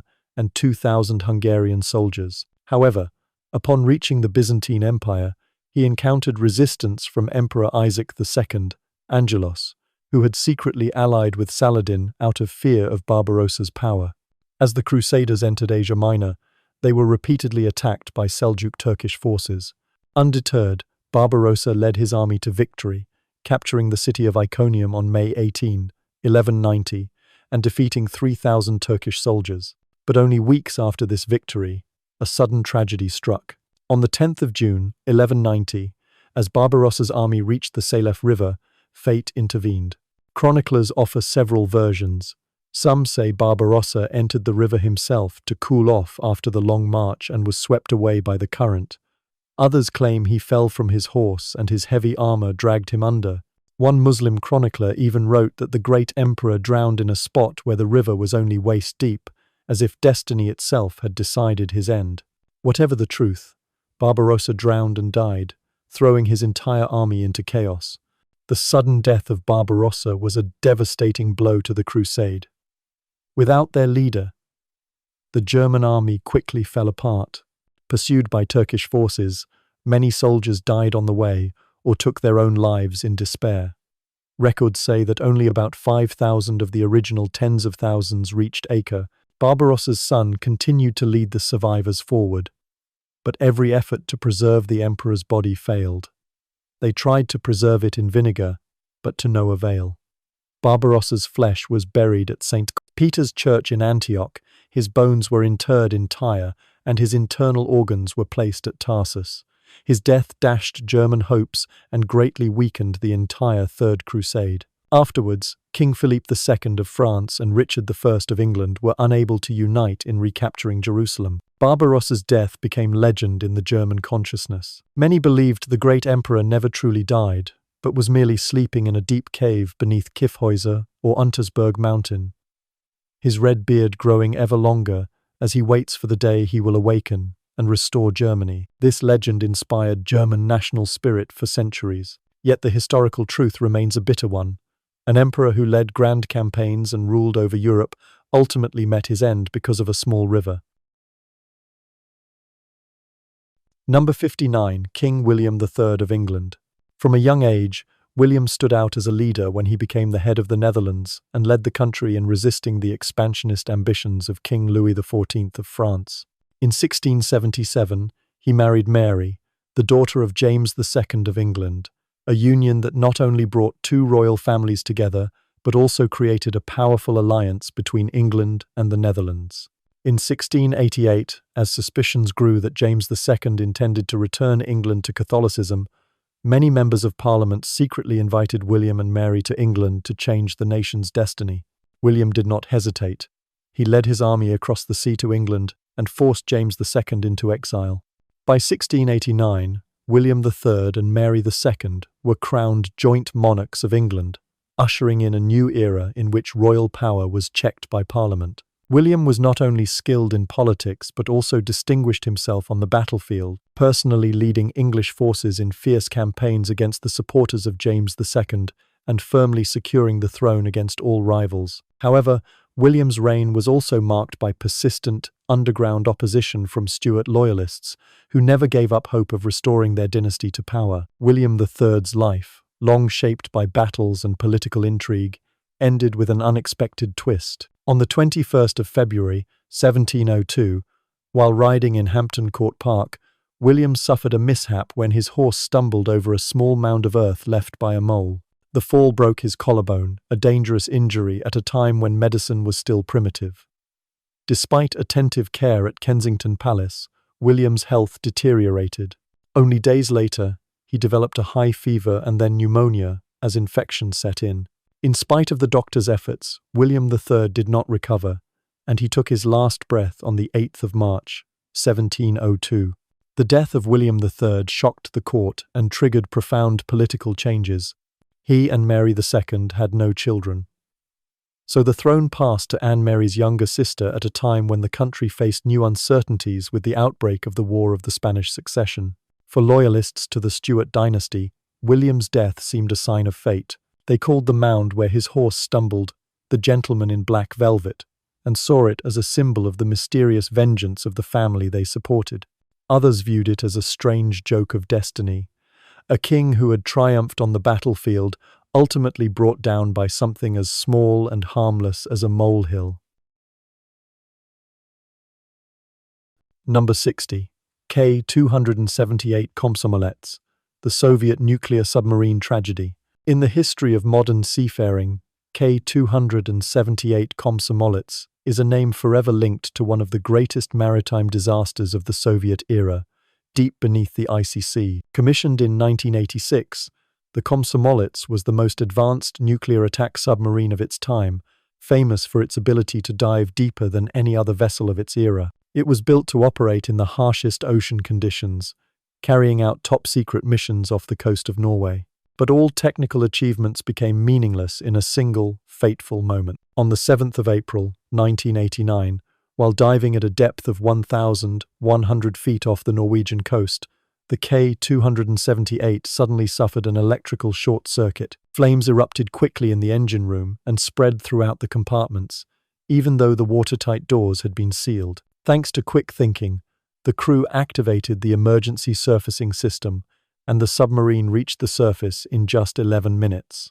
However, with rough seas, spreading toxic smoke, and intense heat, abandoning ship became a deadly challenge. Just over an hour after surfacing, the Komsomolets gradually sank to the bottom of the Barents Sea, settling at a depth of 5,500 feet. Many sailors were trapped on board, waiting for rescue in brutal conditions. In the end, only 27 survived, while 42 perished, most due to hypothermia, as they waited to be saved. What makes the sinking of the K-278 even more frightening is the lasting environmental threat it left behind. The submarine still contains torpedoes armed with nuclear warheads. For decades afterward, scientists have monitored this area, detecting radiation levels on the seafloor up to 100,000 times higher than normal. Experts estimate that the radioactive impact from this wreck could last as long as 700 years, threatening both the ecosystem and the fishing industry in the Barents Sea. To this day, K-278 Komsomolets remains on the ocean floor, shrouded in radioactive algae. Salvaging or dealing with the vessel is far too dangerous and complicated a task. It stands not only as a dark chapter in the history of nuclear submarines, but also as a sobering warning about the long-term consequences of modern weapon technology for the ocean and for human life. Number 61. Challenger Deep, the deepest place on Earth. If there's any place on this planet worthy of being called the final frontier, it is Challenger Deep, the deepest point ever measured beneath the ocean. The very name evokes a sense of awe, mystery, and distance beyond human imagination. Challenger Deep lies at the southern end of the Mariana Trench in the western Pacific Ocean. It's a remote area in the open sea, known to most of us only through stories or on a map. What makes Challenger Deep stand out is not just its location, but its astonishing depth. According to scientific measurements, the deepest spot here reaches nearly 11,000 meters, deeper than the height of Mount Everest, if you were to flip the mountain upside down into the ocean. If you imagine standing on the peak of Everest and descending straight down to the bottom of Challenger Deep, your journey would be even farther than the distance from the ground up to the world's tallest mountain. But it's not just deep. Challenger Deep is an incredibly harsh environment. Temperatures at the bottom are near freezing, and no sunlight penetrates those depths. The water pressure here far exceeds what most creatures or machines can endure. To put it into perspective, the pressure at the bottom of Challenger Deep is strong enough to crush anything not specially reinforced. With such extreme conditions, Challenger Deep is like outer space on our own planet. While we have sent people to the moon, the bottom of the Mariana Trench remains an alien world where every expedition is an exceptionally dangerous journey. History records that the Mariana Trench was first explored in 1875 during the voyage of HMS Challenger. When scientists on board used weighted rope to measure the depth, they were stunned to discover a seafloor deeper than anywhere humanity had ever known. That finding gave rise to the name Challenger Deep and paved the way for generations of ocean exploration. For millions of years, the bottom of the Mariana Trench remained a place only humans could imagine.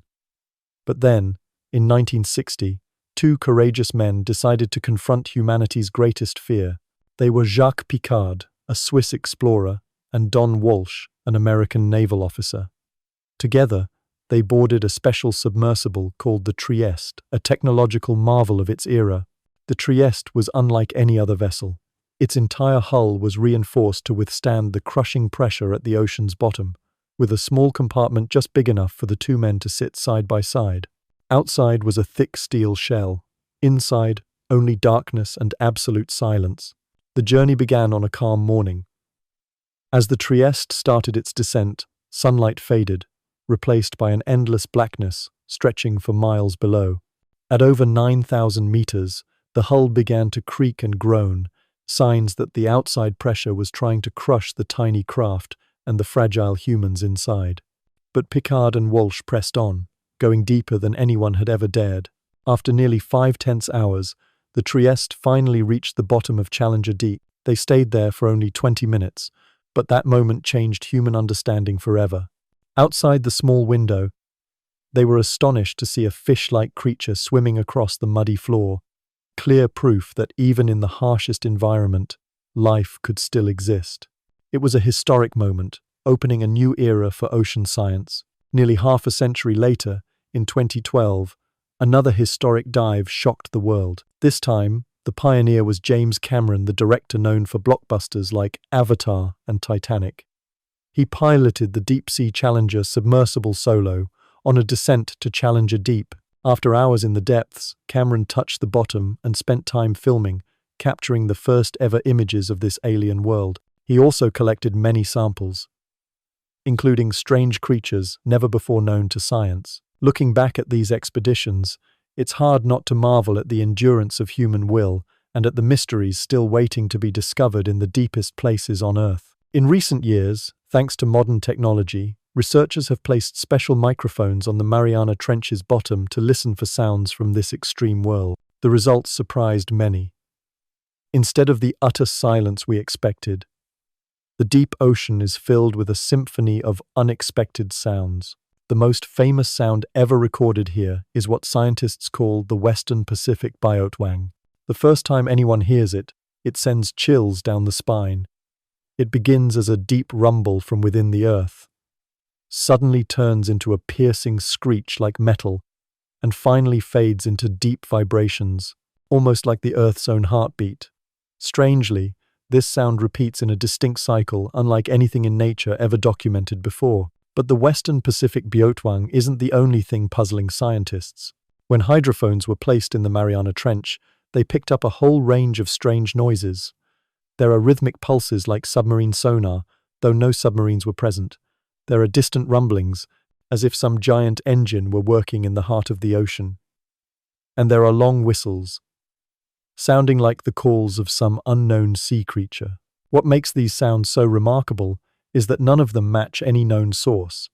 These nameless, originless noises have sparked the imaginations of scientists and ocean mystery lovers alike. The most plausible theory is that these sounds could come from deep-sea creatures, perhaps whales, giant squid, or even life forms unknown to science. The deep ocean is home to millions of strange species we have yet to discover. Some scientists note that the frequency and repetition of sounds like the Western Pacific Biotwang are similar to how whales and large marine animals communicate. Yet, there's something unusual.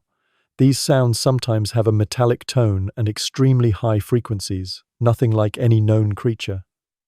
For now, the biological theory remains just that, a theory.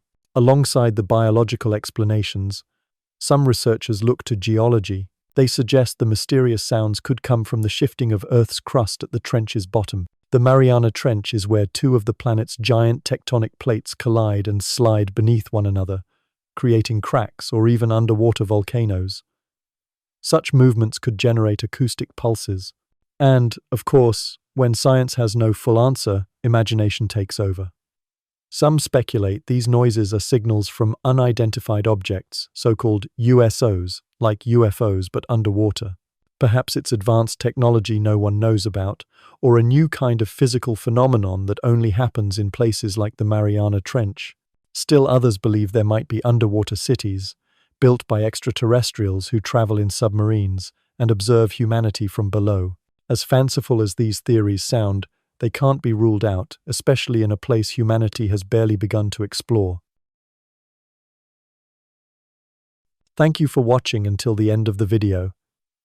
If you found these mysteries fascinating, let us know your thoughts in the comments below. Don't forget to subscribe to the channel and turn on notifications so you won't miss any of our upcoming journeys. See you in the next video.